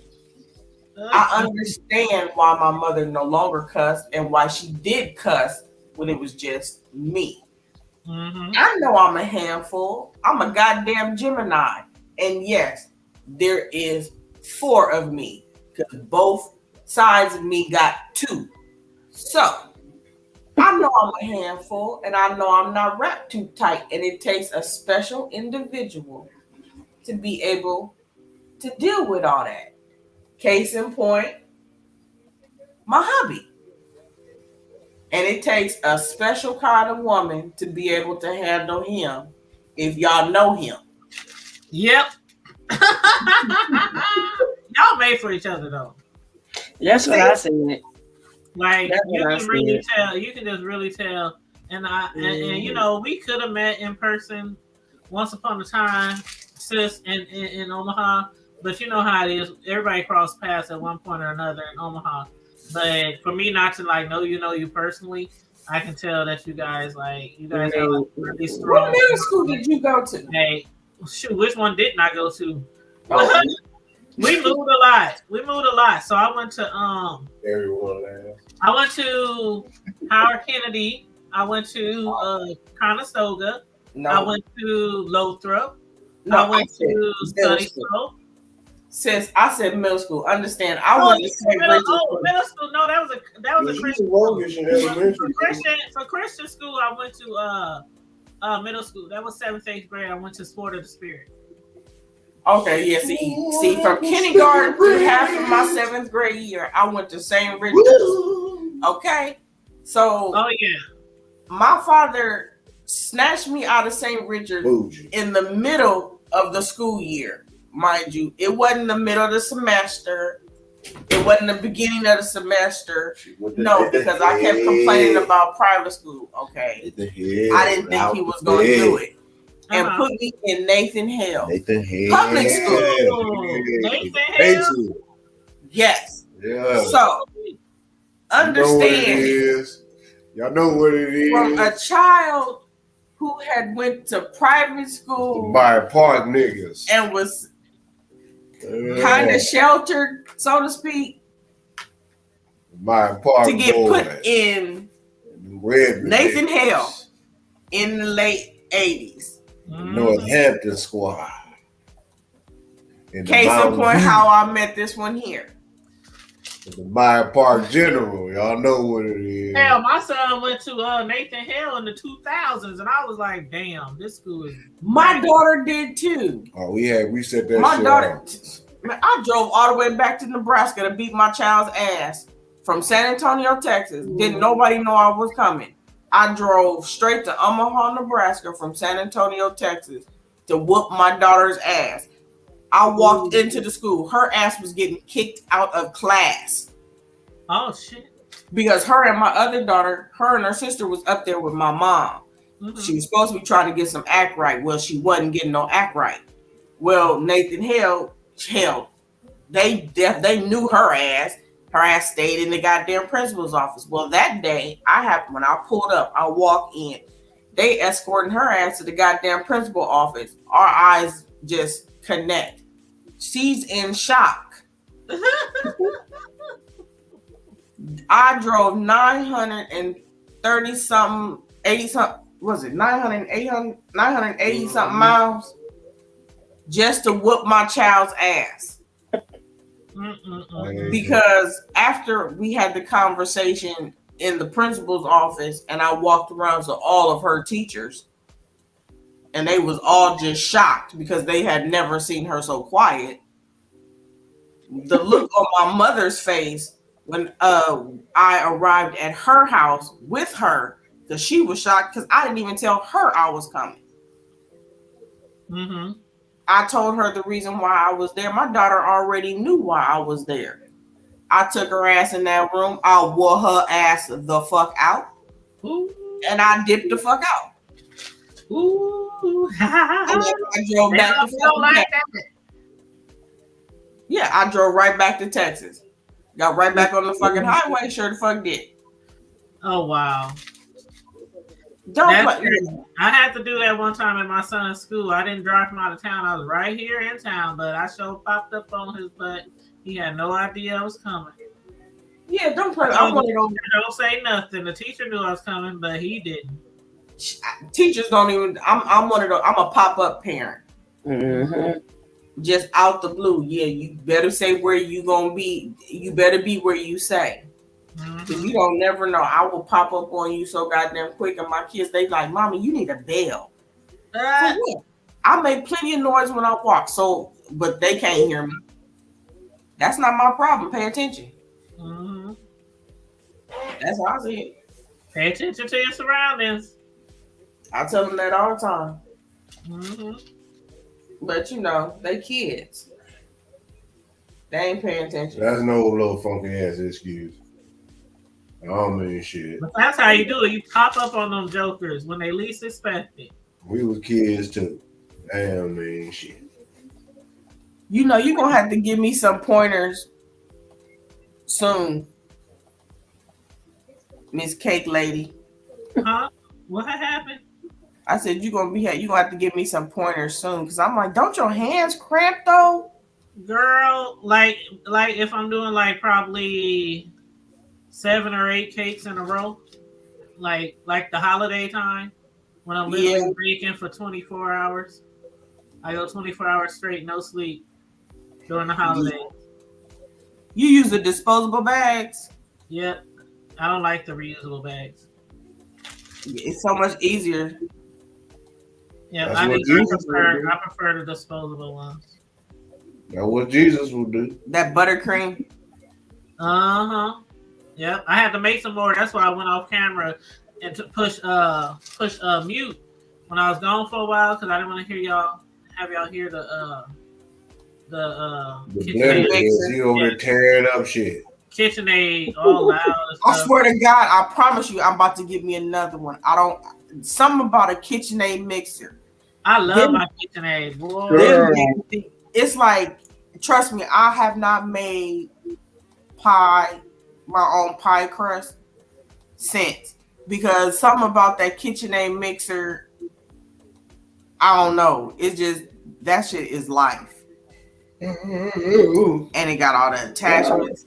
But I'm about to get me another one. Yep.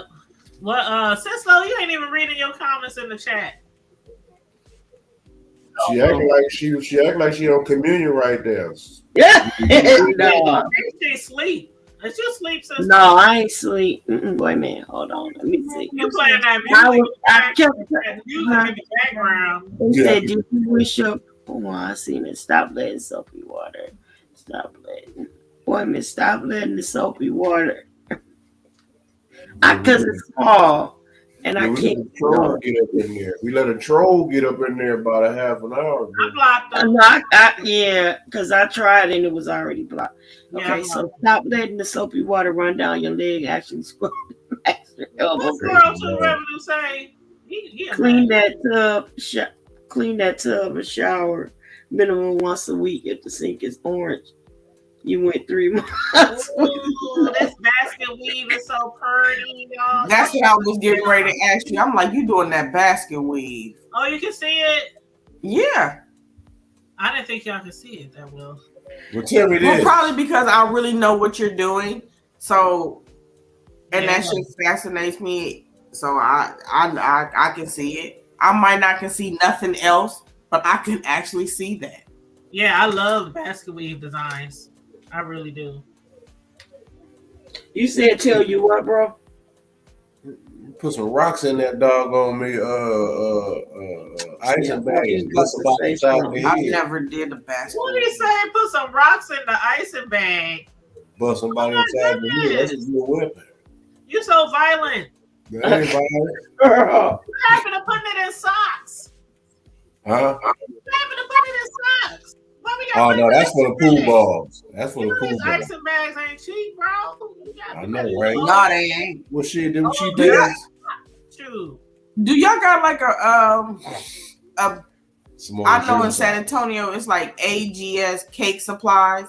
Do y'all have one of them stores like that back home? Oh, yeah, but it's called well, we got several. I mean, one of them is called Mango. You know Mango Sense. Remember Mango Sense, you guys, where you get like costumes and stuff. Yeah. Yeah, they sell all cake decorating stuff. They sell a lot of stuff.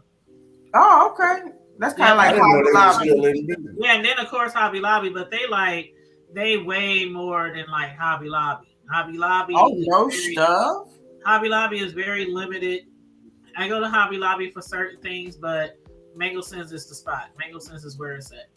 They have like a whole area. Like Hobby Lobby got like one row for cakes. Mango Sense got like a whole section of their store. They even got cake classes. Like they teach farming classes and all kind of classes. How to make roses, how to make flowers, how to make this. Yeah, because I was gonna ask you how you did that. How you do the roses. Oh yeah, I can show you how to do the roses. They not that hard. It takes a little practice, but you basically gotta make sure your frosting is what do I put in my frosting? Like a royal icing. You gotta make sure it's really hard, really stiff. A royal icing. So it won't fall. And then after I make my roses or whatever, my petals or whatever kind of flowers I make, I put them in the freezer for like 20, 25 minutes. And sometimes I leave them in the freezer. Well, depending on how much time I got, if I got plenty of time, I'll leave them in the freezer all day. And then just take them out and put them on the cake. And by the time the cake gets to, where it's at, it been a soften up. But yeah, these flowers you got to keep in the freezer. But have you ever did any out of fondant? Oh yeah, yeah. Have you ever went to my my Facebook page or my IG for my cake. No. Yeah, all my work is on there. I put everything on there. Tanya's Delights, Slice by Slice on Facebook and IG. And Okay. I have tons and tons of fondant work on there. Yeah, she's famous. Because I'm like, I wouldn't say all that. You wouldn't. because it's like nowadays when you start seeing I'm the famous level shit. that folks is taking their stuff to, it's like, I just ain't got Kanye money, but I'm famous. I ain't wearing them dumbass boots, but No, don't they look like waiters? them damn things look like some moon boots. They look like waiters. Like he about to go snake out the basement. Like he about to go scrub down a White Castle building or something.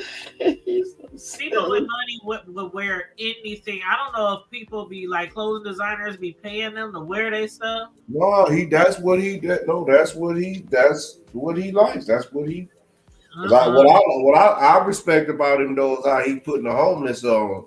They gonna actually be making the clothes that he gonna have a model in the clothes that they make. So you mean he made them shoes, his shoes? I thought he was wearing another designer's stuff. No, that's yay boots.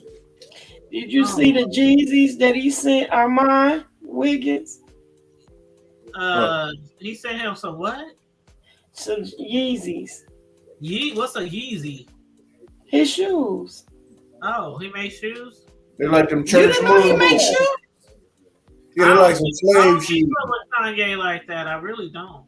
Oh shit, he got I folks don't out. either. I hear everybody talking about him, and then he got these Europeans out here looking like old slaves. Yeah, that's what the They shit look better than them boots, I hope. Nah, he got them looking like old ass slaves. Literally, that's really smart motherfucker, man. I don't know, man. I don't know. That's He's smart. He a billionaire. Exactly. He's doing something right. If you look at the reverse psychology and the way that he's utilizing that, you be like, damn. And they don't give a damn. It's still there. And then a lot of them know it, but they don't care because it's. Well, do y'all think that he like playing in our face, or like is something really wrong? I think something really wrong with him. This dude survived an accident from a closed head injury, and I don't think he been right since then. No, he ain't been right since his mama left. Since his mama. That is because he has not been properly medicated since his mama left. His mama was the one that was making him, take his medications and all this, that, and the third. See, that's another thing. Yeah, he's definitely psychotic. What medication was he on? That's definitely what's psychotropic drugs. He had a close head. You know what? Man, I really don't think nothing's really wrong with you. He just girl, no, something's definitely. I be feeling like that sometimes too. Like he playing. I'm like he just. Well, he's a Chicago nigga. I'm like, how he? That's him. Well, I ain't gonna say he completely stable. But we got 4 kids. We got 3 biologicals and 1 surrogate kid. Okay, I'm not about to sit around here. Now all that sweat shit. Yeah, you've been around here slobbering on a European dude, and he look like he eating ass and his ass eating all that. Y'all both slobbered on each other. I don't think I will really. Yeah, I ain't all for the keep sweat. Big, like, she must got the Erykah Badu. Cause that making me. I don't make. Yeah, don't do all that. Hey, our sister Erykah had niggas out here, wearing spacesuits and shit. And I swear, Andre 3000 ain't been the same since, and that's my girl. I promise you, I would love to playing wooden flutes and walking the planet and and Buddha bless and everything. I mean, I ain't mad. I'm here. You got that organ, you utilize it. But I mean, shit. It's like like damn girl. It's like I don't know. I don't know. It is what it is. Hey, they folks. That's what they do. Like my babe said earlier. Fuck what they talking about. It's about what we do.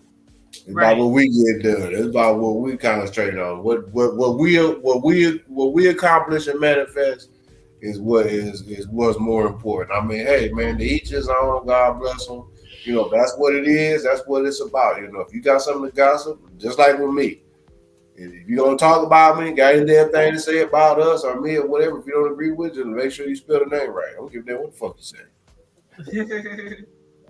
Straight up. Basically. Like, I don't give a damn what the hell you got the dog on me say, because if you ain't never walked that path, if you ain't never really walked that path, and I mean, I have to disagree with a lot of cats, because a lot of people are they're running away with this getting it out the mud shit. Mm-hmm. You got to stop saying that, because if you ain't really fucking dug it out the doggone mud, you need to shut the fuck up. Just stop saying that because you haven't. Yep. That goes for even those that may have got their breaks and stuff like that. You didn't get it all the way out the mud like that. You need to stop all that capping and lying. Exactly. You ain't had to walk for your doggone dollar, or you had your nose running in cold ass single digit weather and shit, sleeping in your motherfucking vehicles and cars and shit, kids and hotels and you know what I'm saying, all kind of shit, bro. Broken leases and evictions and shit, but you didn't have to live through the shit. You know what I'm saying? So I mean, all that, man, please. Okay, man. And another thing too, we better, like I said, posted on my thing earlier, we better start getting us something, whether it be 1/10 of an acre or acres. And invest in some whole life insurance. Man, we better get something that we can, because man, this shit ain't no joke. Y'all see where they found it? I don't know what store that was. Well, motherfuckers was putting they was wrapping the meat up. They was putting like these chicken wire wraps, security wraps on them, so folks couldn't steal the meat. Really? Man, I said, yeah, like, oh, you heard about that, sis? I bet, and it wasn't chicken wire, but I heard about some stuff. It's getting difficult. No. Well, it was like, you know, it is still part of the chicken wire, but y'all know the little great things that they be having on. Oh my God, they used to put them on the turkeys, but now they just use the nets. Mm-hmm. They use the plastic ones now. Remember, they used to put that wrap those wire type of wrappers around the turkeys back in the day. Mm-hmm. You know, like the little metal. Yeah, I know what you're talking about.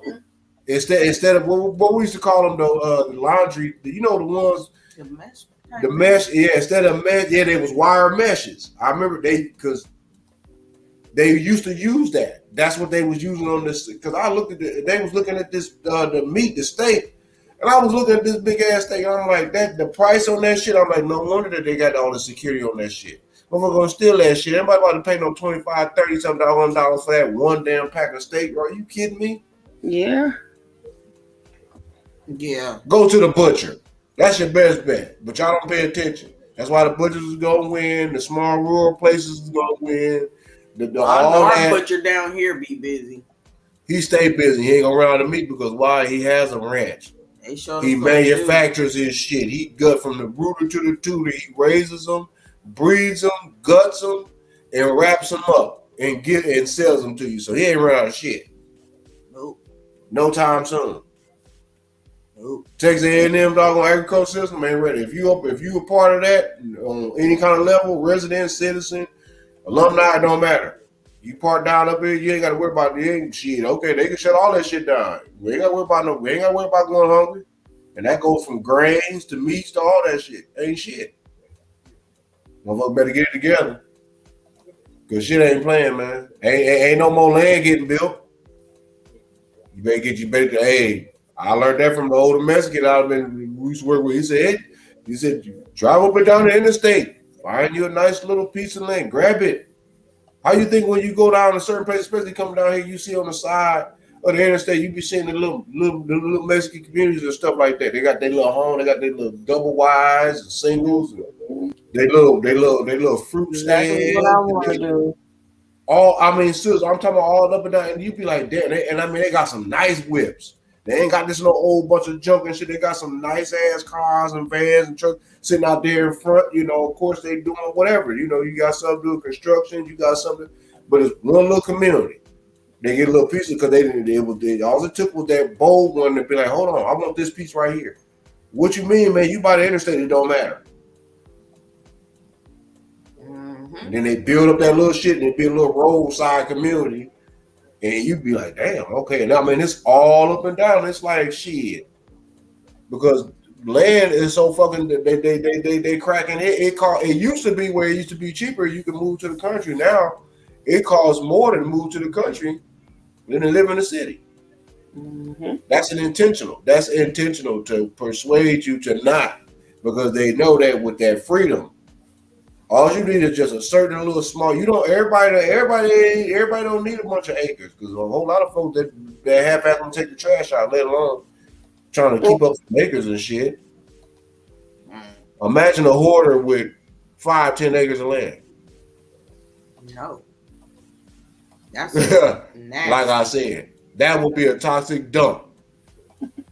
Like the city would shut that shit. I'm talking about they'll put padlock. Hell no. EPA. If you see the EPA show up with the trucks and the cats getting in their Tyvek suits, yeah, your shit's done. I used to work with the EPA. I know how the EPA work. When they show up with the yellow tape and when they show up with the briefcases and the yellow tape with the Tyvek suits, yeah, your shit toxic. It's time to go. Ain't nothing coming or going no more. When they show up, it's done. I can't believe the people that I be seeing on them shows. I'm like, are you so serious? Oh, there's a few of them down here. There's a few of them down here. I mean, they got a little land, and they look like they some hoarders. I'll be watching that shit too. That should be captivated. I ain't nothing captivated by no bunch of nasty motherfuckers. They got a bunch of them. They got every species of roach ever created. And every mouse. I mean, like, is this for real? Like, is this really real? I be watching that stuff like they got the original bed bug in that stuff. Like the original. How can you live in a house that you can't even walk through? You gotta climb a mountain of clothes. They got the first bed bug ever. Wow. Ever. That's just too bad, ain't it? I'm serious, y'all. Y'all think I'm playing? I mean, like society has went crazy. Like I said, overly say everybody. Either you fucking or you getting fucked, or you fucking and getting fucked at the same time. Everybody overly sensitive. Overly sensitive. Him downstairs. Don't say that. That ain't right. That's being the homophobics and all that. Okay, homophobic mean that you anti. Homophobic means that you're anti-human. Man, dude, I'm so sick of the. Folks don't pay attention to the definitions of what life is anymore, man. It's like it's just, hey, we're going to just be lolly, go lily, and walk a nilly, and follow the yellow brick road. We're all the wizard. That's what we all like right now. The Oz, wonderful Wizard of Oz. And his punk ass sitting up there behind the doggone curtain talking about the great wizard. And he had false teeth. He wouldn't even take care of his own damn self half the damn time. Right. But he had all the money. He had everybody believing that he was the wizard. He knew it all. He was and he ain't no shit. Because he utilized people's fear, what they feared the most. Yep. It don't take a rocket scientist. Hitler took over Germany without one doggone shot being fired. Yep. How did he do that? And y'all know what too? Hey, that I got a little higher, more respect for that young man. What's that boy name? Jason Lee. I seen some shit that he put on. Well, it was on. I think it was on the Fox Soul or whatever network. Yeah. And he is very adamant with this Whoopi situation. Well, I mean, explain, elaborate. Basically, he said, yeah, for the 2 weeks, he said, I'm not watching that shit. He said, for first and foremost, besides He said The View, besides Good Morning America, those are my two favorite shows ever. He said, but the point is that he said, what about when Kelly Rippers, whatever that girl name Kelly is? Clarkson. You said Kelly Clarkson. It was either Clarkson or Ripper. It was the one chick. I think it was the other one that did it with Kelly and Regis. I think. You talking about Kelly Ripper? That's who he was talking about. He was like, well, what about when she started off the show and said some so-called anti-Semitic shit? Did nobody say shit? Here it is, a Jewish woman that created and started the show. Did nobody say shit? Did nobody say shit when Michael Strahan was like, none of that, none of that shit. But when Whoopi say what she say, all of a sudden it's a problem. And it really wasn't that deep. No, what it is they want us to forget and forgive and forget, but they want us to just remember the Holocaust. Oh, remember 9/11. Remember all 6 million. Man, 6 million ain't shit. Let me tell you something. I'm going to put it to you like this. Just the black massacres alone around this country, it didn't even have to be 6 million. You got to think of 60 million of us, and they literally want us, every last one of us, dead. So, on that note, what about the 100 million plus bones that's in the bottom of the Atlantic Ocean from the transatlantic slave trade of our people? 100 million fucking bones. But y'all hollering about 6 million people. I'm not saying that wrong is wrong, evil is evil. But how can you even correlate in the same conversation about your people have? That's not, the thing is what she was saying was not that it wasn't a tragedy. She was saying that wasn't racist. That was evil. Well, it was evil. You know why? Because I'm gonna break it down to you. Hitler's father, for one, was considered a bastard child in the Rothschild dynasty, and his mother was a housekeeper. Guess for which family? In the Rothschild dynasty. So Hitler was basically the grandson or great-grandson of the founder of the Rothschild dynasty, which is Amsel Meyer Rothschild, the original, the Don Dada, the head demon himself. So a lot of people don't understand that Hitler was also Jewish per se. He was an Austrian.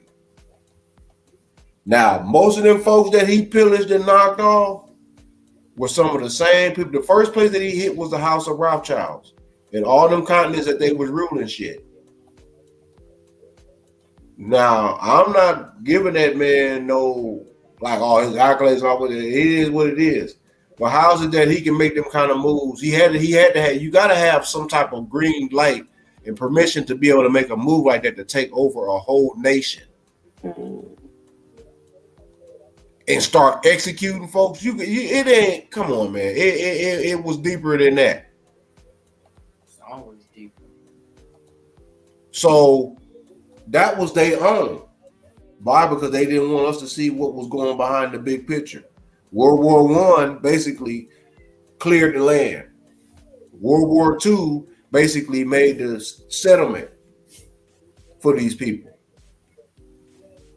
And World War III will be basically the finale. That's because they want everybody to be one world with them. It ain't gonna happen like that. It ain't gonna happen like that at all. That's their main ultimate goal, but it ain't gonna happen like that. And they know it. That's why they are petrified of blockchain technology and Bitcoin technology and all this shit. They know that they're done. Because the people are slowly but surely, the sleeping giant is awakening, and the elephant that came in the room and sat his stinking ass down. He chilling. The elephant smoking on some good ass weed. He getting a pedicure. He get to see what everybody else is. He on his 2 Chainz shit. So it's like, hey man, we got to really wake up. Are we really going to go with the times? Or are we going to really just be like, oh, we're going to be like old John Brown? Woke up this morning with my mind stayed on Jesus. Okay. guess I'm gonna keep my mind on Jesus too. But I'm also gonna update too. What I look like trying to plug up? What do I look like? I'm trying to run my electricity in my house on an extension cord. That don't make no sense, do it? Mm. Woke up this morning with my See? mind. They ain't on Jesus. You know what I'm saying? Like I'm just saying. I mean, there's no disrespect to that, but I'm just saying we're in the 21st century. We are 22 years into the 21st century. Time is a ticking. It is not slowing down. Because time was what never was. Man was what never was. So, okay, we are finite beings, meaning that we are temporary beings, but the spirit is eternal. So while we running around thinking that we got all, like you said about the other day or the other weeks, it's about time. Folks, they got time. I got time to do this. Who said? Are you even being grateful or saying, however that you say, whatever your prayer is, whatever it is you said when you say that what you're planning on doing, and if you're not giving that utterance or that praise, then you're like basically blaspheming, like you being hypocritical. I'm gonna get this big ass house by this time next year, but I ain't saying by God's grace. If that's what I say, some people say inshallah, some people say by God's grace, by God's blessing. Everybody has their own way of saying it. But if you don't honor the way that you saying it and believing in something, then guess what? You gonna get it, all right. You might not see it though. You might not live to see it, but you gonna get it. Our time ain't his time. That's the key. So guess what? We all got to just be on one accord and just got to start doing what we're supposed to do as beings that we were created to do. And that is to show the first highest principle known to everything that exists, which is love. Why you think everything is perfectly vibrates on its own frequency but us? Plants operate on the same frequency and signal. Everything operates, even the ants. Everybody do what they supposed to do, but our funky asses. Cause we too busy walking around, just like my wife said, with the crusty head, with built-in, caked-in dirt in the cracks of your heels. We're walking around with our lemon pepper steppers on. My ankles ain't ashy. I mean, we run around tricking folks around here. Like the one pastor, they called him on the doggone. How the hell they gonna catch this man on the doggone me thing? He munching on the woman. Yeah, the one pastor that they called. Remember that one that eating yeah. He was going in too. Yeah, he was munching, wasn't he? Yeah. I mean, he went scripture deep. Man, we ain't got nothing to do with no scripture. I mean, real talk. I mean, I'm just saying though. I mean, all this. I mean, look at all. Then he got my guy though, the cussing preacher. That's my guy though. He on the real. That guy right there, he breaks my nerves. Oh man, hey, that is no pump. These motherfuckers ain't shit. He is all pump. A lot of pastors curse. He just do it up front, like, hey. Too much for me. A lot of pastors cuss. A lot of first ladies. A lot of mothers in the No, Thaddeus goes there though. Thaddeus straight hood. He remind me of that one dude that be on. They used to come on the gospel channel, the light skinned dude with the missing teeth. Used to be cussing folks out. He read the scripture and be like, yeah, motherfucker, don't be interrupting me. As I was saying, The scripture says. I'm just saying, I done seen mothers in the church speaking in tongues, shouting, running around the church. As soon as you get up to their crib, they cussing all kind of curse words. I mean, original thoughts. Oh, my bad. Did I say that? That did not come out my mouth. What you say? The I said original no. thoughts? He said You so bad. You so bad. What? Well, think about it. You learn some. Then some you win, and then some you lose. Shit. Hey, they all there. The hoes came from the church. You know how many families have been broken up? I could just speak on my church alone, man. There's a lot of families been destroyed, man. But nevertheless, it's not about that. It's just more say about we gotta learn how to heal somehow, somewhere, something. Our people is in devastating condition, man, and we are not in the condition to, and the ones that can do something, they can't fend for the masses. Because most folks ain't ready. Like, I'm being honest with you. Like, honestly, just to give you something to think about just for the moment. Just on the strip. If they was to shut the water down right now, how many of us is really gonna survive? Not very many.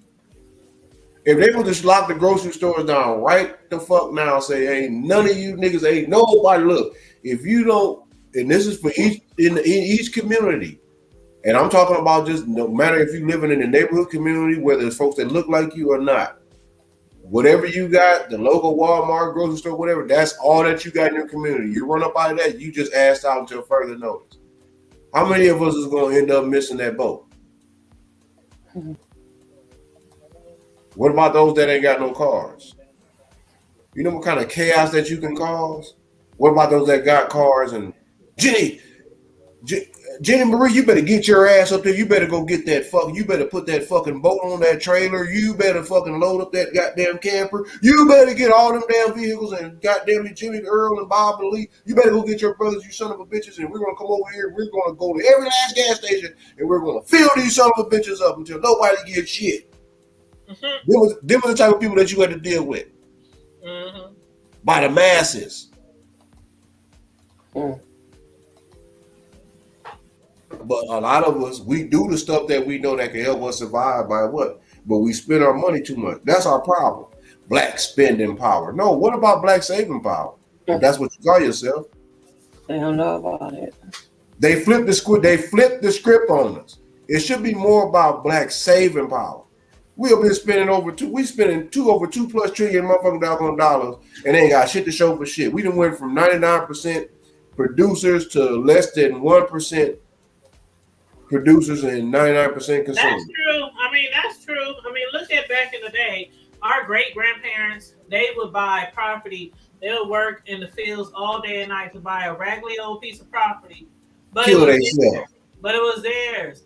Today, we have a lot better off, make a lot more money. I know. They can't even buy, we spend our money as if it's our last day on earth. We scared to buy a little funky ass plant and put some soil in it. That's too much. They be like, I ain't putting my money in the bank. I don't trust the bank.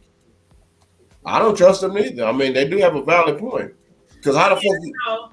I know, but what I'm saying is people don't like to save money. They use any excuse not to save money. Well, yeah. What I'm saying is that our people need to learn. We've been programmed to spend. If we were to save our shit collectively, like I said, we could buy up any and everything in a matter of a short term period. That means that most of our working class people would have jobs to where they would have to basically give away work. Because not all of our people was capable of physically because of the disabilities, the age, all that, but most of the those that have decent, that can lift a finger or flip a tongue, the whole nine, somebody will have something to do, and everybody's plates will be a little bit more healthier than what the fuck it is now. Mm-hmm. How about that? And won't nobody be complaining, won't nobody be at the Salvation Army or Section 8 or housing or the local United Way trying to get utility assistance and rental assistance and little old stale ass punk ass food pantry bullshit.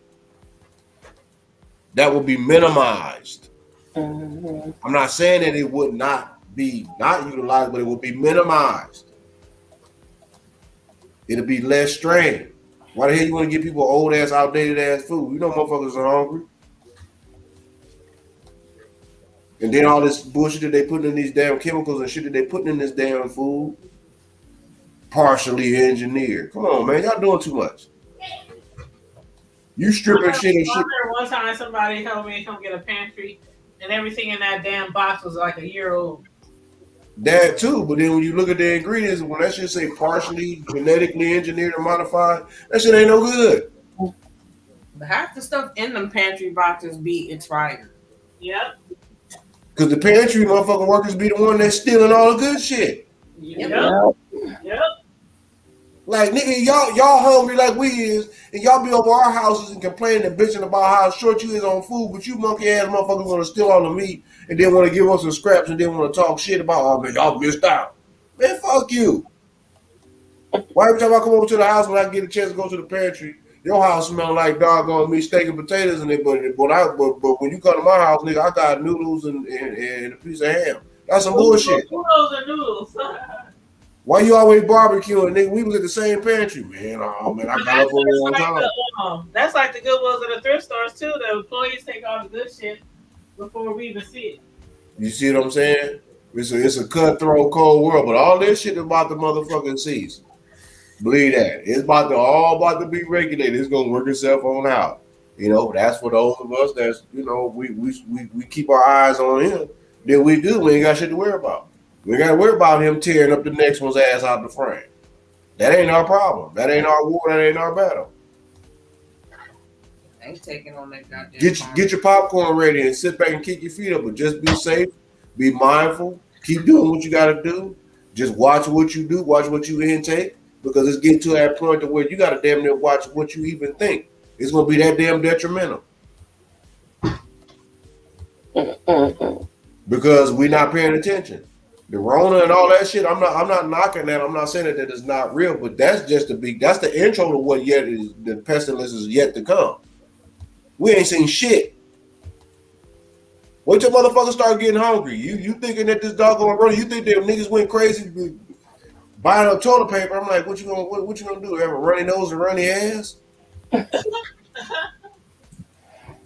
But imagine when the real panic kicked the fuck in. And our elderlies and loved ones that can't really get out to get their medications or food because the masses done hog this shit up.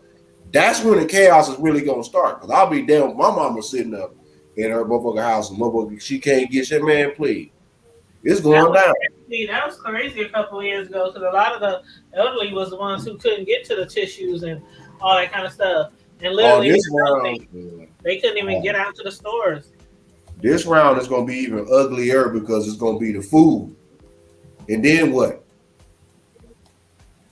Like, well, it's like down in Texas, y'all better get y'all farm so we can come down there and farm the land. It's all good, sis. You think I'm bullshit, but I'm damn serious, man. That has always been my goal because down here you can buy farms and ranches already operable. I just need to get that one little, like they say, just get that one. I just need that one contract with my property, whether it's the house, the piece of land, or something. That's all I need, and I can leverage and barter that shit on from there. Yeah, I learned the game from some cats down here. Yeah, them folks be right here. Yeah, you shit.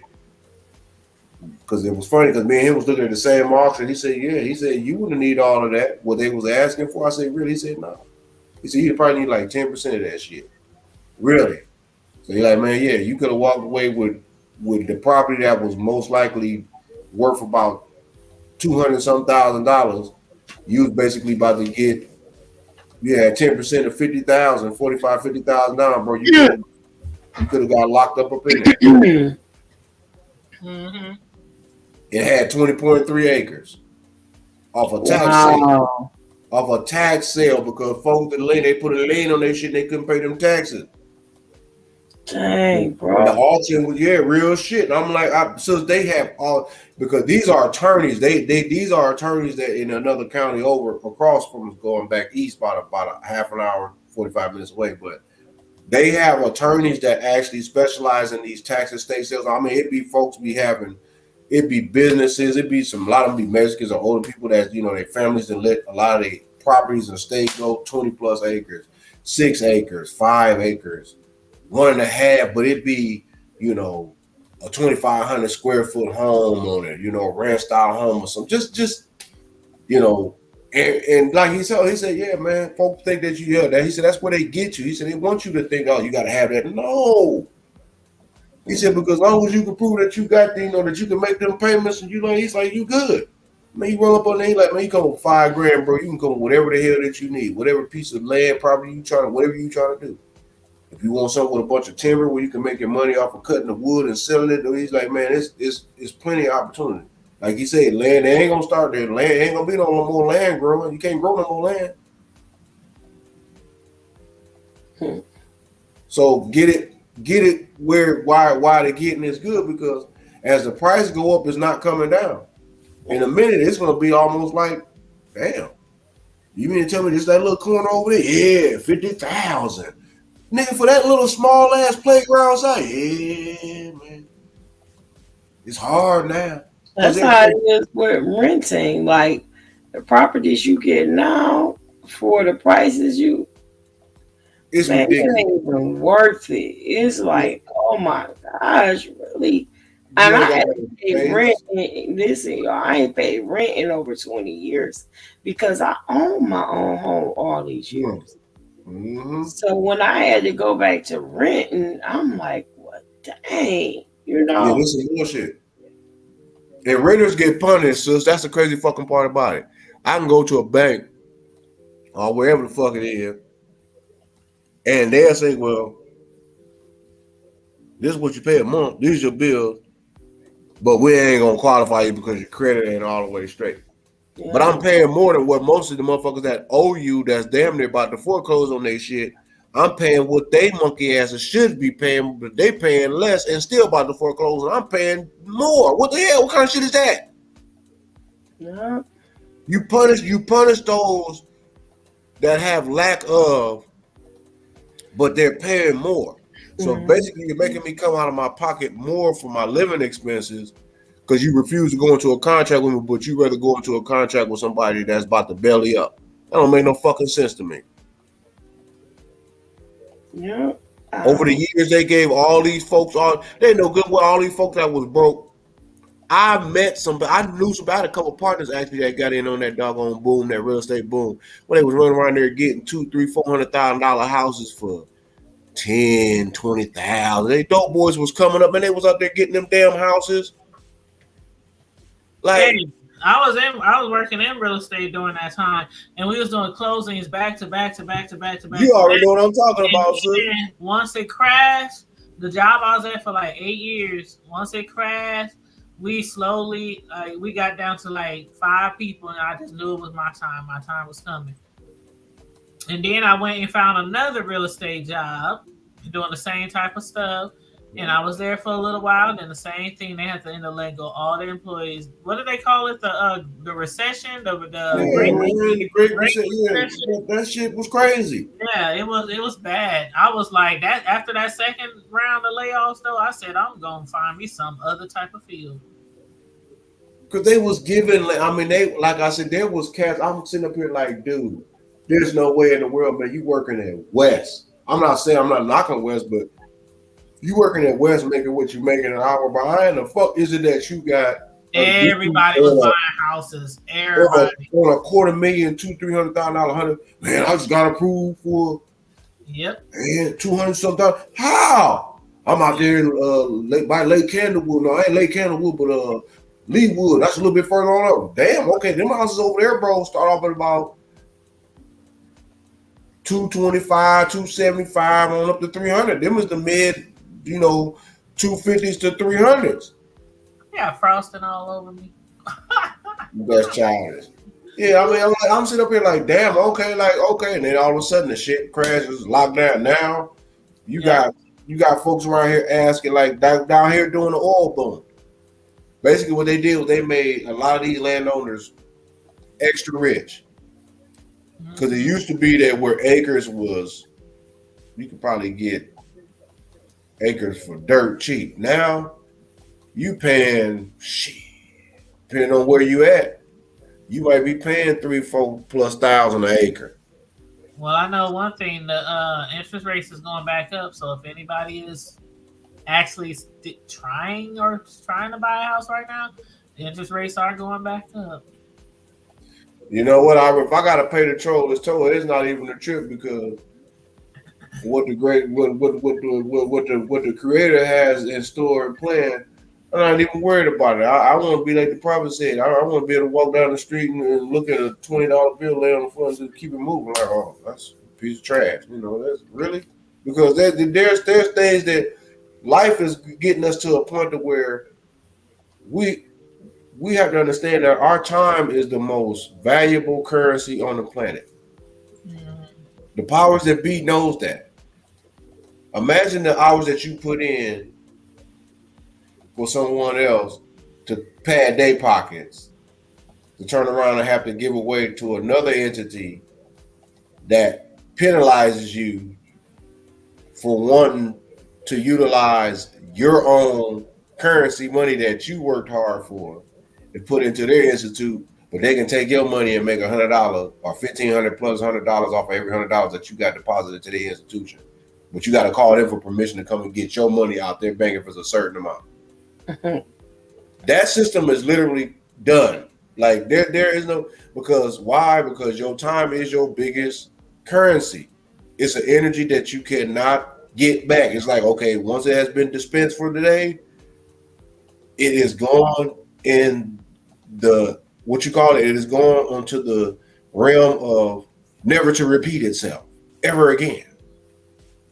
So every single moment that you have, most people talk about, oh, I bought that Rolex. Yeah, you know how many hours of your life that you just wasted just to be able to pay for that Rolex? I just bought that car. I just bought a $700 Birkin bag or whatever, $1,000 Birkin. Well, you know what? How many hours did it take for you to make that $1,000 to pay for that one individual purse or thing? How many hours did you have to spend? I just don't see that. I do. You see what I'm saying? I don't ever see myself paying that much money for no. And bad as I am with purses, I throw purses anywhere. I'm not a purse person. I never really been a purse person. That's why I can't see myself paying that much. I throw purses on the door hanger. In the what? I just.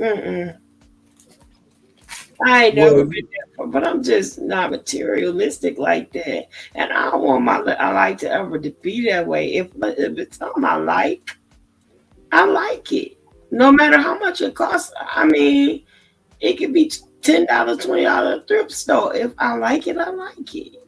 Well, and I don't spend that much on purses, but I spend hundreds on some sneakers now. I ain't gonna do that either. I mean, but everybody has their vice, and that's everybody has their vices. Like some people will pay $300-$400 for a wig. Some people will pay, for expensive purse. Some people will pay $10,000 for some rims. Everybody has their, you know what I mean? Yeah, and there ain't nothing wrong with it. You work hard enough. If you work hard, I don't see paying no car note for no purse. I just don't see that. I mean, yeah, I have to be like, I don't know. I don't even think if I was really, because I didn't came across some money, not rich people money, but how every now and then we hit a lick. We have a lot of money, and I still ain't at the dang mall trying to buy no $1,000 purse. No, I'm like, shit, I can buy me like 4 pair of sneakers for like $200 a piece. Well, like, or I don't know. I'm not a purse person, but I'm not knocking people because I will spend money on something else. So everybody has their own thing that they like to spend money on. Right, and I can dig it. But it won't be no purse.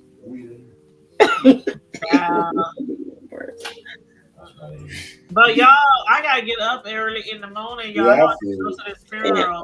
And we've been on here quite a while. It's Yeah. been all love. Yes, all It's love, all been love. blessed. And And did you read the rest of the comments in the chat? So somebody need you to start reading your comments in the chat. I read the chat. Hold on. One thing, hold on. I read all of them. You did even to clean the shower tub out. I didn't even hear. Yeah, I told you that. That was the last one we read. No, I was like when I had y'all on off my camera off. I was cleaning up my kitchen. I was trying to be on mute because I didn't want to hear y'all hear me. Yeah, I read all, and I highlighted them. Tearing up the kitchen around here, y'all. Yeah, that's all right though. You balling now, girl. Got you a new house, Oh, girl. I can't wait to get my new kitchen. I'm gonna be up in that kitchen like moving all around. And I'm so excited about and that. Miss Cisco gonna come up here and we gonna be cooking in the kitchen. I sure can't wait. I can't. I don't drop all kind of hints to my kids. I wish he could come from my I wish he could come from my housewarming. And you know what? Guess what? I was supposed to close on the 8th, right?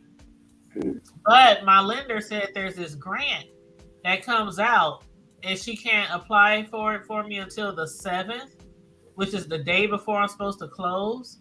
So she said, do you really want to close on the 8th? Or do you want me to fill out for this grant for you that's like $7,500? And I said, well, if you fill it out on the 7th, then that means I have to move my closing date back, right? She said, yeah, but you'll also get $7,500 that you get to take off of your loan. And the move-in date would then be like the 17th. Okay. So I'm like, well, I've been in this house this long. Shoot. Exactly. $7,500.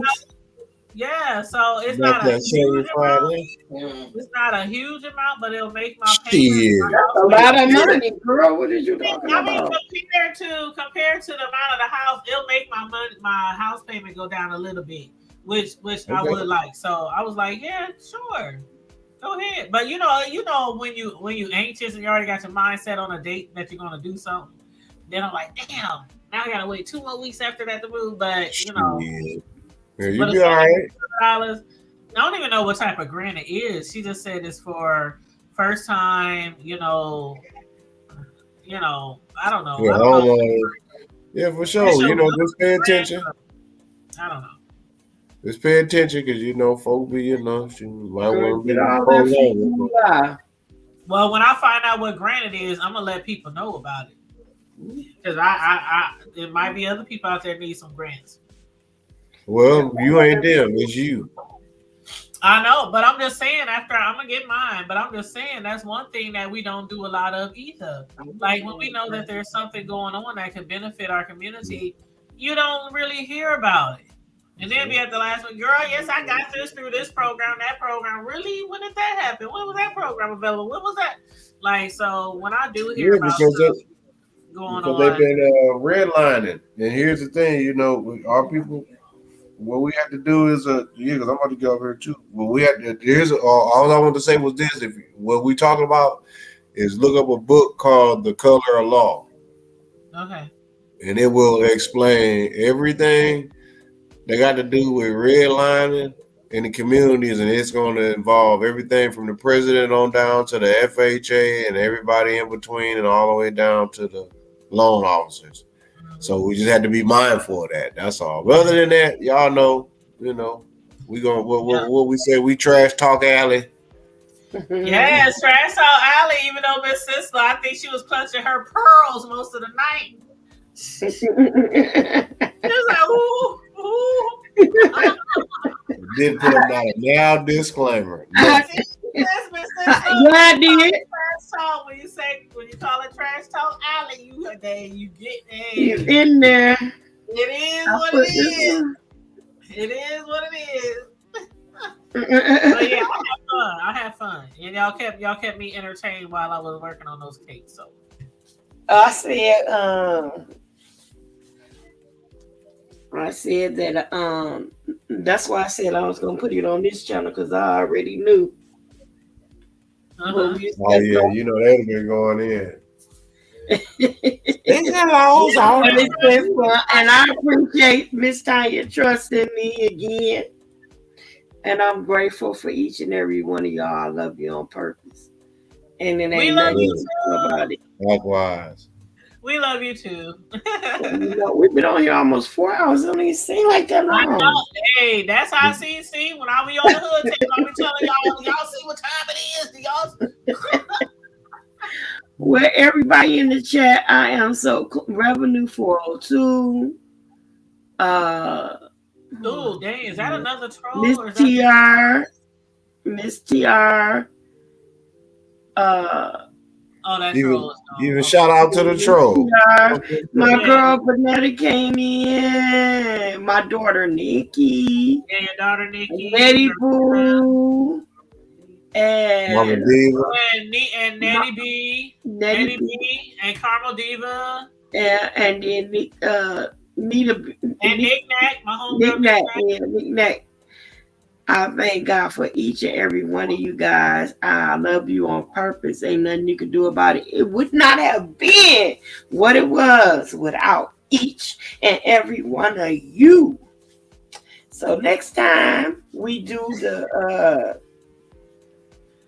Friday night kickback, it will definitely be at an earlier time because we got to be at the hood table. Yeah, Hood Table Ministries. You That's heard right. Church service stayed on the Hood Ministries. You know, we got Mhm. church service started at 9 sharp, so we're gonna have to start doing maybe the trash talking. You know, we're gonna have to like we used to we say. got trash talk before we pray.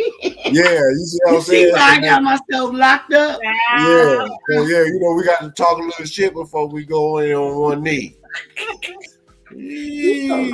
That's feel my shoulders getting warm. Y'all mess. I love you on purpose. Ain't nothing you can do about it. Anybody got any last words? Thank you Hey. so much, y'all. This has been wonderful. I mean, I got tears on my panel was so full, y'all. Like I ain't have room to receive them all. God, I'm so Like Yeah, that. bro said we gonna have to take up a what'd you say, GoFundMe? Damn right. So you can offering. get the 10 people panel, so we have a lot of people up here. Yeah, You that said was it's 25. Shit, we can It's get 25. Yeah, that's y'all what had myself looking like a Zoom meeting up here today. Yeah, Mrs. So you gotta get that $25 come up. Yeah, about 3 souls for about 300 for a year. Hey, bro, tell her, bro, $25 will make you holla. Yeah, 3. You say 3. You get up here, shake a We leg. can get like, let's see, you have 6. So yeah, we can get like 4 more people on here with the $25 one. 300 for a whole year. Y'all come on and go ahead and bless the Trash Talk Alley Ministries.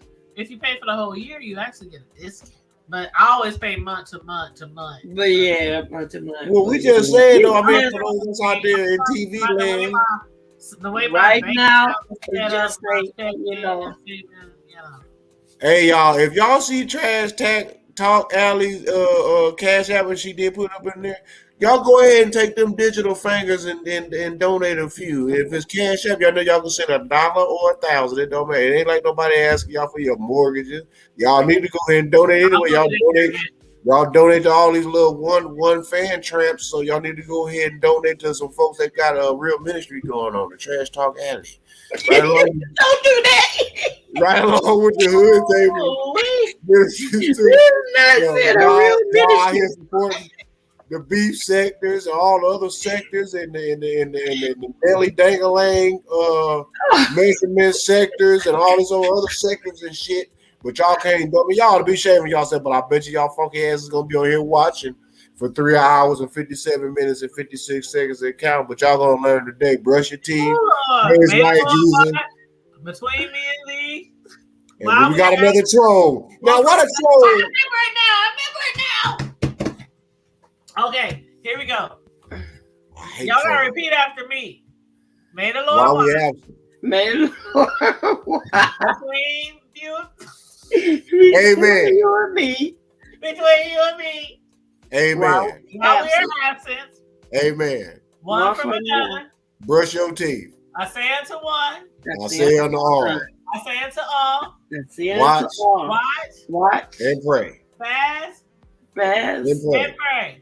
Amen. Love one another and love one another. God be with you. Put some Crisco on Oh, it. God. Ah, play the organ, bro.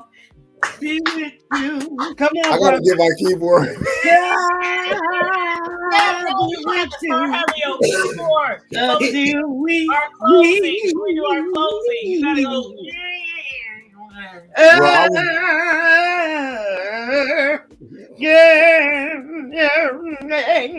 Bishop Smoke a Lot took a break tonight. I was smoking with the other bishops, so we all got our lemon pepper steppers on. Praise by Jesus. So I'll be ready for y'all next week because I'll have my keyboard. We're gonna praise white Jesus. All right, now y'all be good. And And clear Jesus. Sislo got me on that clear white people shit. Clear. I see, swear to God, I'm gonna start saying that. You know that clear boy down the street? hey y'all, we got 15 seconds before. We got 15 seconds for us 4 hours. You better say what you got to say. Okay. Love you guys. Love you too. 15 seconds, 10 seconds, 9, See you later. 8, 7, 3, 4, That's all 12, 2. Bye, boy. All right, y'all. Hey, y'all. And don't forget, Bye. if y'all see anybody with some crusty ass ankles, just know that they need to be saved. Pray for them. Well, you got one more thing to say. And some Listerine. That's what I'm gonna do. What you got us? He always got one more thing to say. And I had nothing else to say. I just said that. I just said praise white Jesus. Y'all have a good evening. No, you said brush it. You said brush. Oh yeah, I did say brush your teeth and make sure y'all put some Crisco on them crusty ass ankles. Okay. Let's talk about my ankles. Bye. Later, y'all. Sis. All right, y'all. Peace and love, y'all. Love y'all. Bye bye. Love you too. Where my sis?